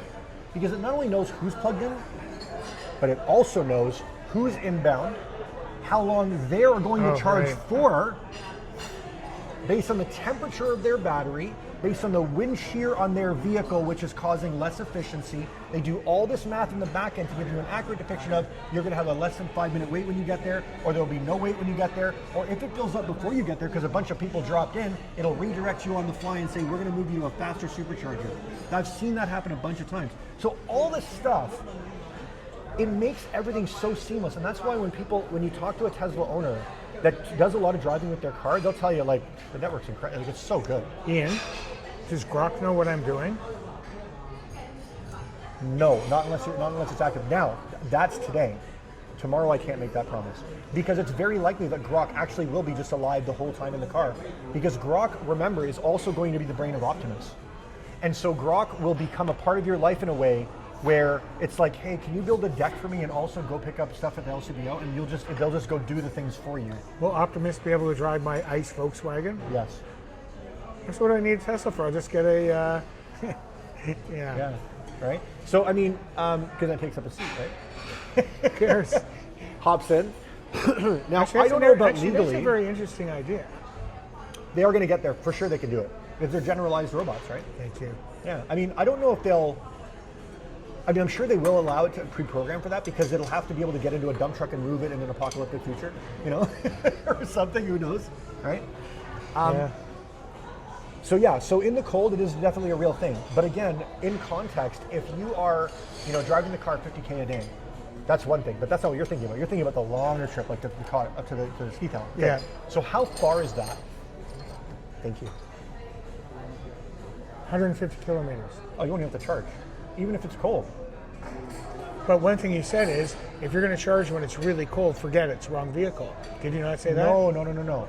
What I mean is you can't use level 1 for that. Think of it from this context. How much range do you get versus how much money you put into it, okay? This car in the summer will cleanly give you 500K.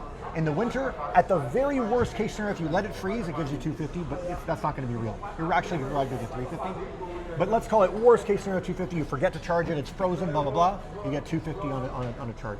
That means you can make it there, and when you come on your way back, you'll stop for 5 minutes or 10 minutes at one of the superchargers along the way, and the car will just tell you to do it. And in fact, you're probably being FSD, so you won't even notice you're pulling in because you pressed a button, you're on your phone, and all of a sudden the car is pulling in to supercharge. Does it plug itself in? No, not yet. We did have a design for that. However, they've gone to wireless charging. So the new Cybercab that's being, the production starting in April, they have a pad that you can back over, and the big innovation here is that it's over 90% efficient. I read years ago, like I can take a great example is my toothbrush. Put it on the stand and charges. I don't have to plug anything in. Yes. So I read years ago that, for example, they would embed into the highway charge pads. So as you drive over it, you'd be charging your car. So there are experiments going on with that right now. In fact, there's one going on in Europe. I can't remember where. I think this is a failing idea. The main reason is that is not a scalable solution. Look how many billions of miles of road around the Earth. There's no way you're putting all that under the road. The better thing is to increase battery density, watt-hour density, so that we can have smaller batteries and longer ranges, right? The thing is, though, is that the people who want longer range than 500K are extremely few and far between of actual customers and people who don't drive EVs. Those are the people who want more than 500K. When you own it, you're going to be like, I don't use even 10% of this most days. So my place up north, to recap, I have a level 1 charger, which is just an AC outlet. How do I convert it to a level 2?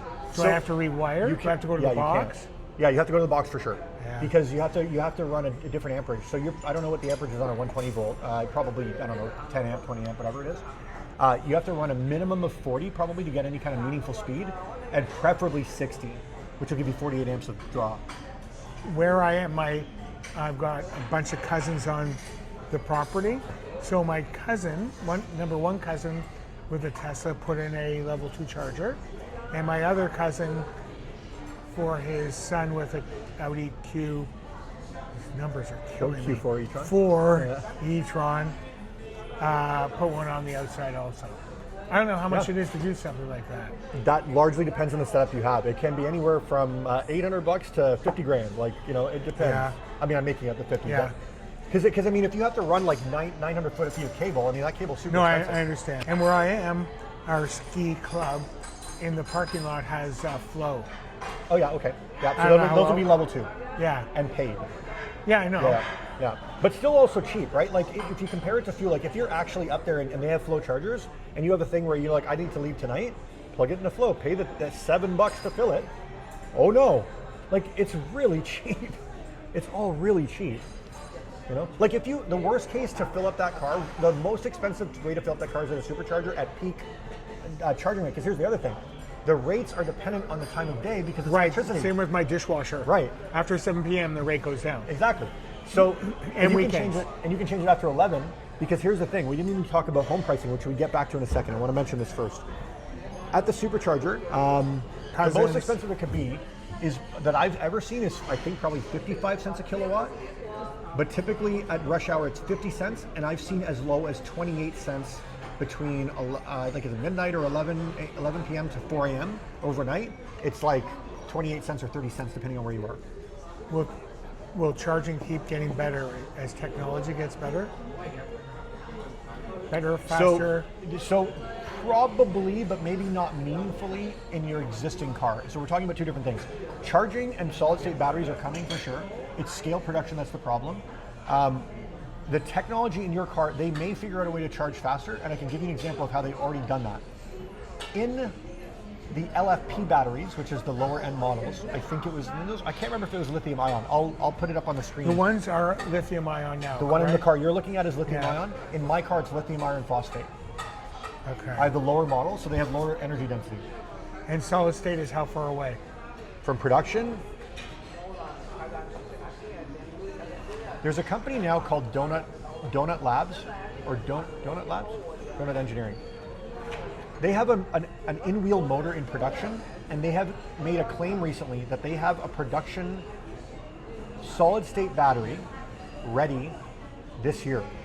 Now, the thing is they're not sharing anything, and other battery companies starting to go, yeah, no, I don't think so, this is impossible. Because the claims that they're making are truly remarkable.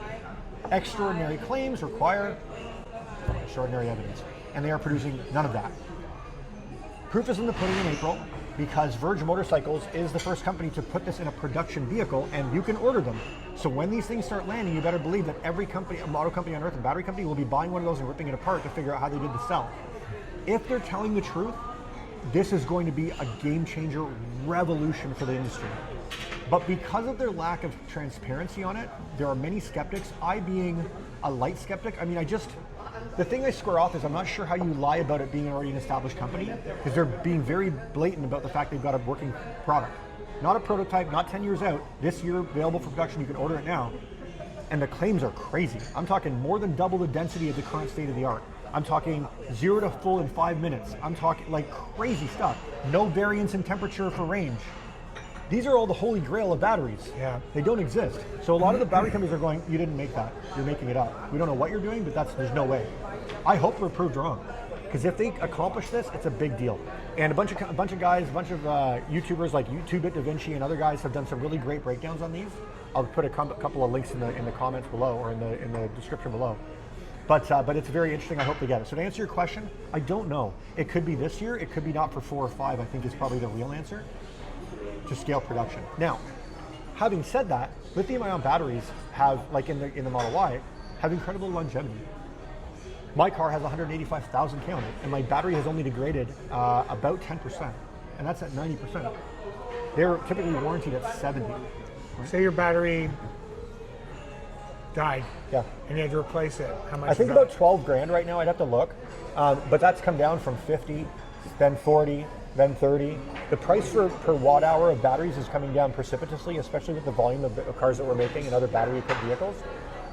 But that's going to come down over time even more. So even in your current car, because Teslas are battery agnostic, there is a very real possibility that in the future you could say, hey Tesla, can you put a solid state in my car? And that might be an actual option.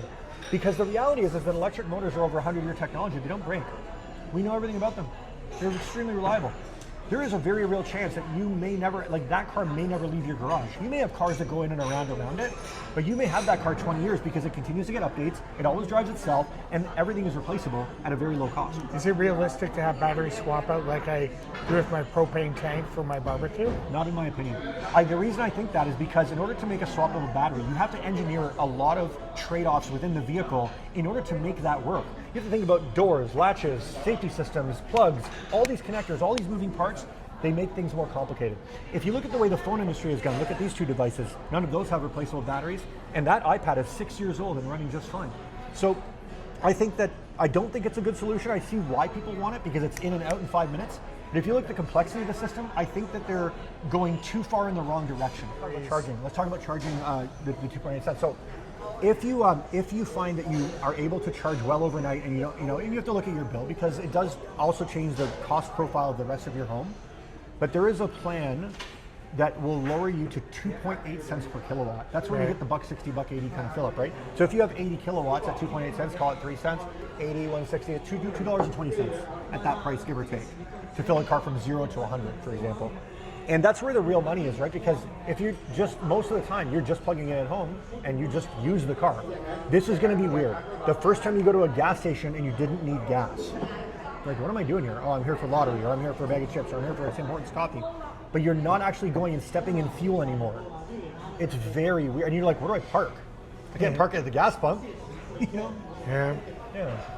So about charging, has anything I've given you allayed any kind of fear or answered a question, or do you have, let's talk about deeper things you have about charging? No, I mean, you've answered my questions about charging.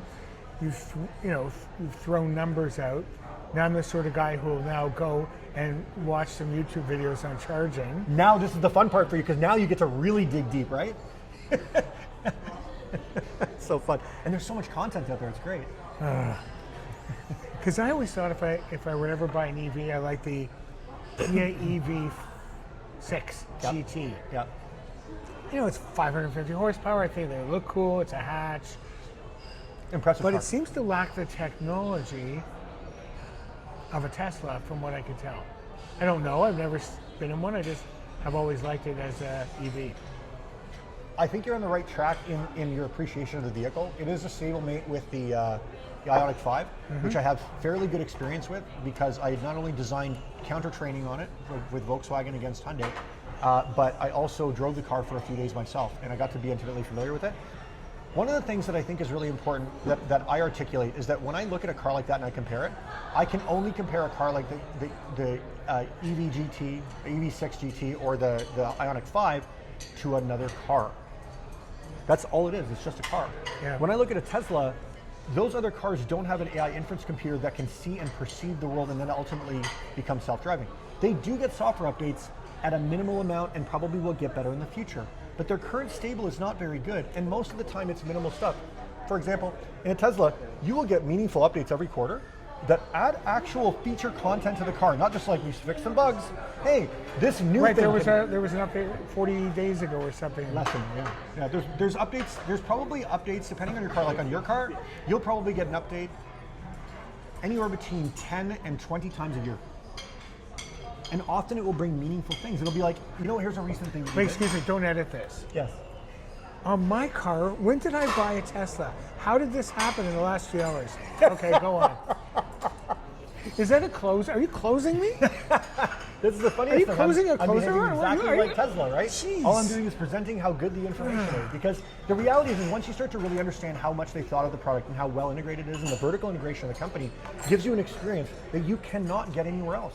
Yeah. It's just undeniable. Well, And let then me you drive say it. this. So, when we went into the Tesla store, we didn't really ask a lot of questions. Handed us the quote-unquote key. It's not a key, and said, "Oh, come back in half an hour." We came back maybe a little bit longer than that. Handed them the so-called key. Have a nice day. No questions. No closing. Nothing. They will follow up with you. You will receive a text message very Yeah, likely, yeah. and they love to communicate that way. So what you'll I know find they is- sent me 4 texts before the test. Yeah. So if you're in the Tesla app, that goes through the Tesla app. It actually goes into Tesla chat. But that's where you ask everything because their AI automated chat is actually really good because they own Grok. Right. Or they don't own Grok, but it's the same family, right?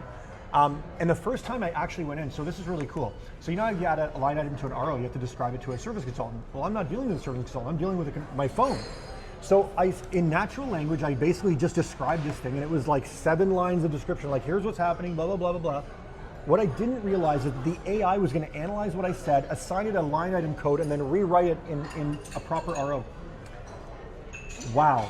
Yes, but on the other hand, I've heard of Tesla owners who are frustrated because they can't talk to a human being and they can't really say what they're trying to say. So I've heard that too. I think a lot of those are typically from earlier on in the service cycle. Remember we talked about Tesla's rapid iteration? That exists at every level.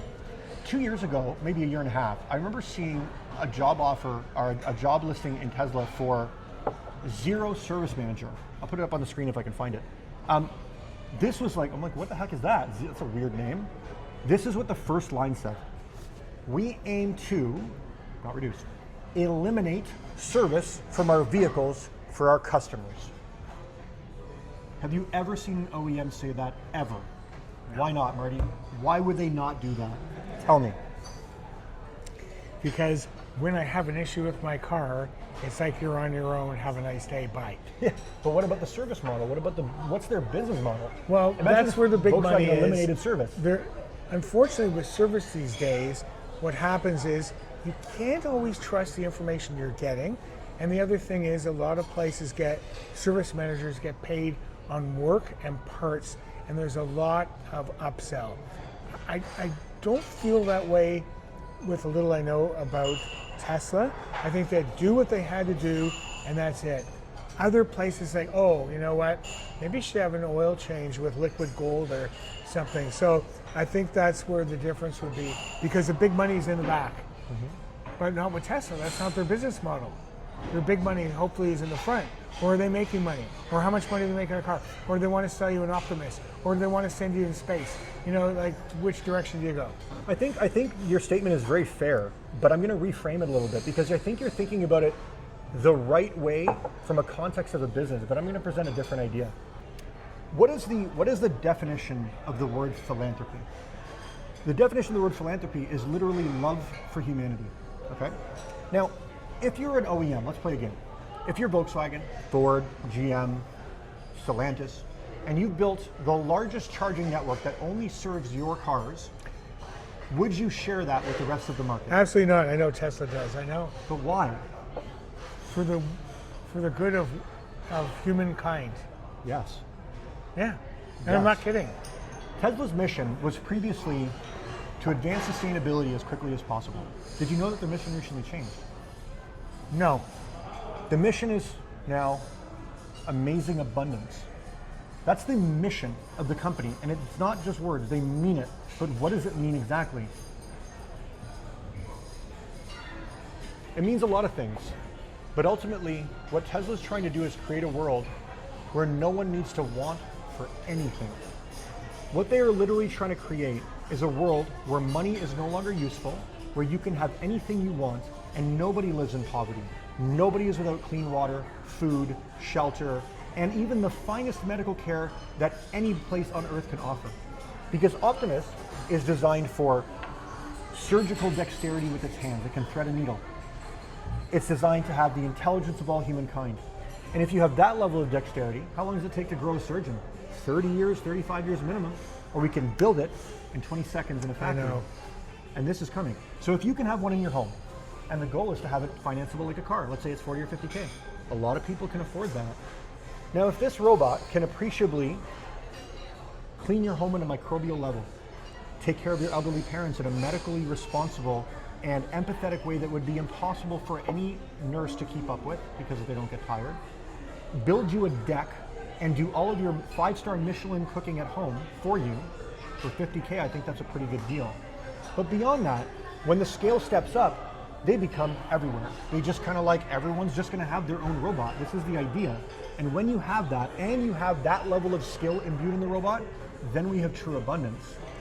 I have some background on this because when I was a kid, I watched the Jetsons. Yeah. And they had Rosie the robot. Yeah. So, you know. You already bought in. And Star Trek Data, you know. Yeah. So, yeah. So I know what's going on. As a kid, Elon read a lot of sci-fi, obviously.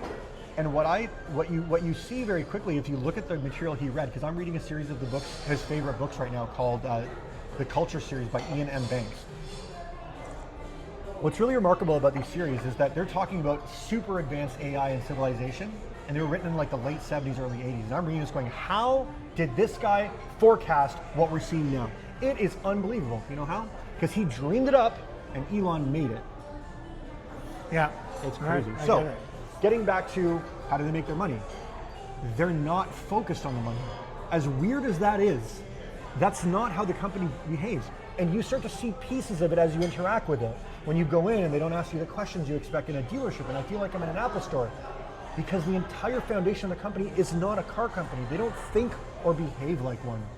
So, in that respect, the reason I say philanthropy is because the mission of the company is to make humanity better, and they are making all of their decisions toward that mission and not just toward profitability. Now, profitability has to exist or the enterprise cannot continue, of course. And then as a byproduct, as we've found, as professionals who are really good in what they're doing, we always find a way to monetize that, because if you do something well, the money will follow. How much is Tesla making a car? How much does it cost them to make a car? Yeah, what's their profit on a car? I think about $7,000 per unit on average, but I'd have to double check that. What's the industry standard? Oh, like a couple $1,000. Yeah. Well, actually, at the manufacturer level, I was thinking dealer. Hold on. We should talk in percentages. I'll have to look up what it is. The margins do change depending on the quarter.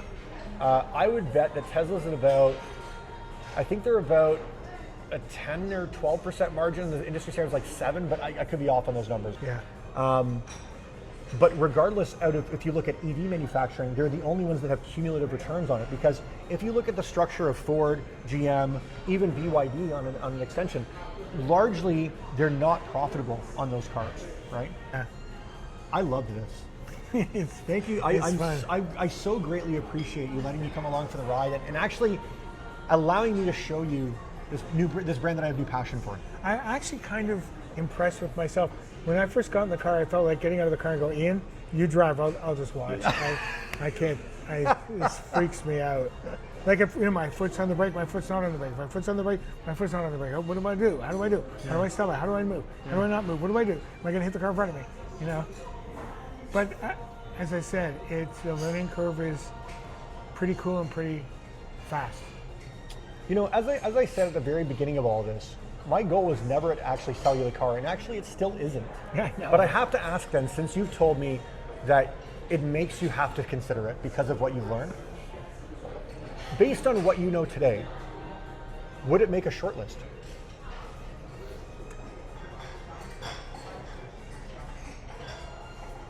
No, it would create a list of its own.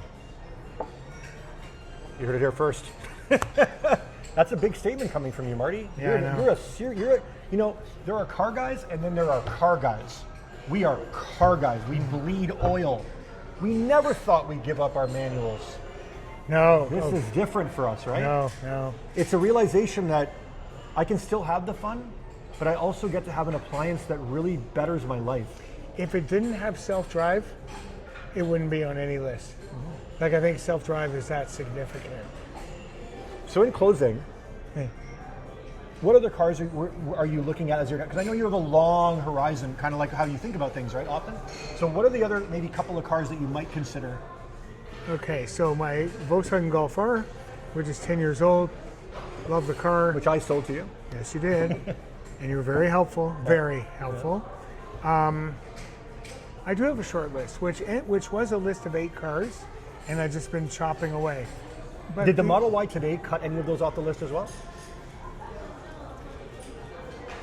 As I said, the Model Y has now created its own list, but I don't think it would be Model Y versus the Kia versus the Hyundai versus the Porsche. It would either be, if I did EV from what I know, which isn't a lot, it would be a Tesla or probably nothing. Because as I said, the self-drive is pretty cool. Like I liked it that much. I thought it was that neat. We also like dog mode. Dog mode's awesome. Like dog mode would change my life because poor little Cooper, I mean, when my wife and I go up north, we run our life around the dog. Can't stop and shop, can't stop and eat. It depends on the temperature. It's too hot out, too cold out. We're coming back, can't stop and go somewhere. You'd have to go, drop off the dog, go to the place. Once we've dropped him off, forget it, not going out again. Dog mode's significant for a dog owner. It really is. It's a really neat feature.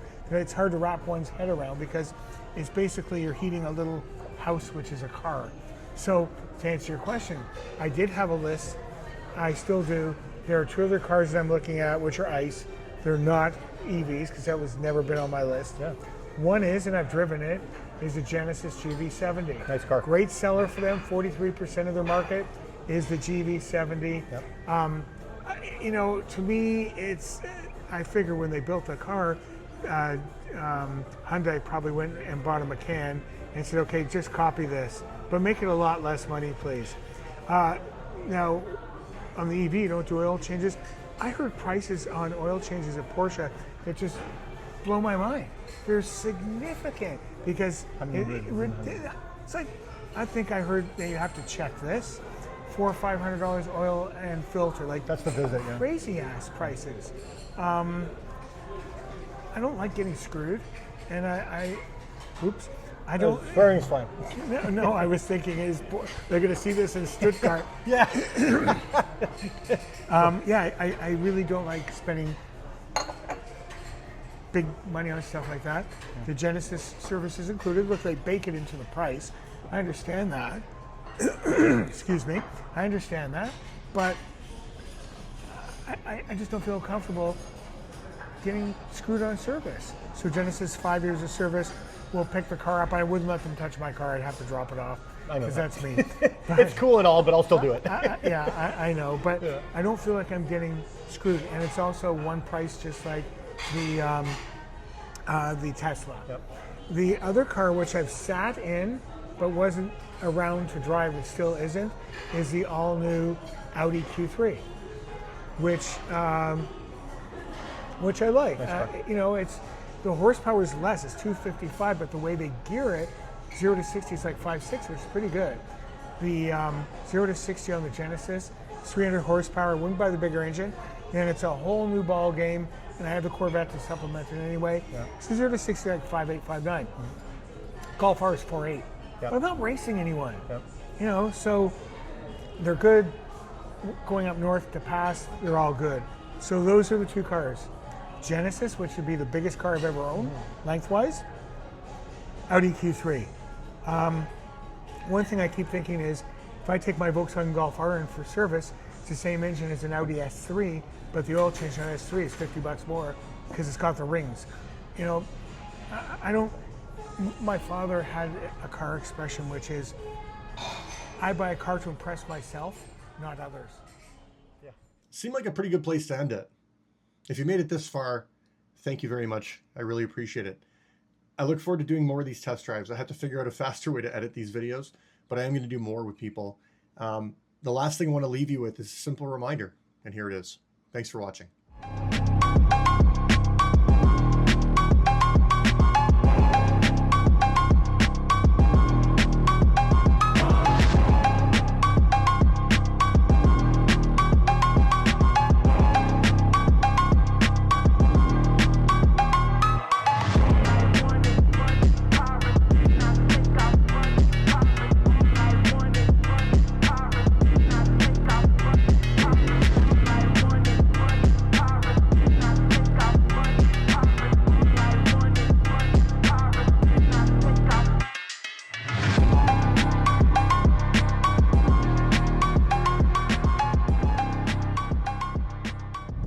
Use your landing burn startup.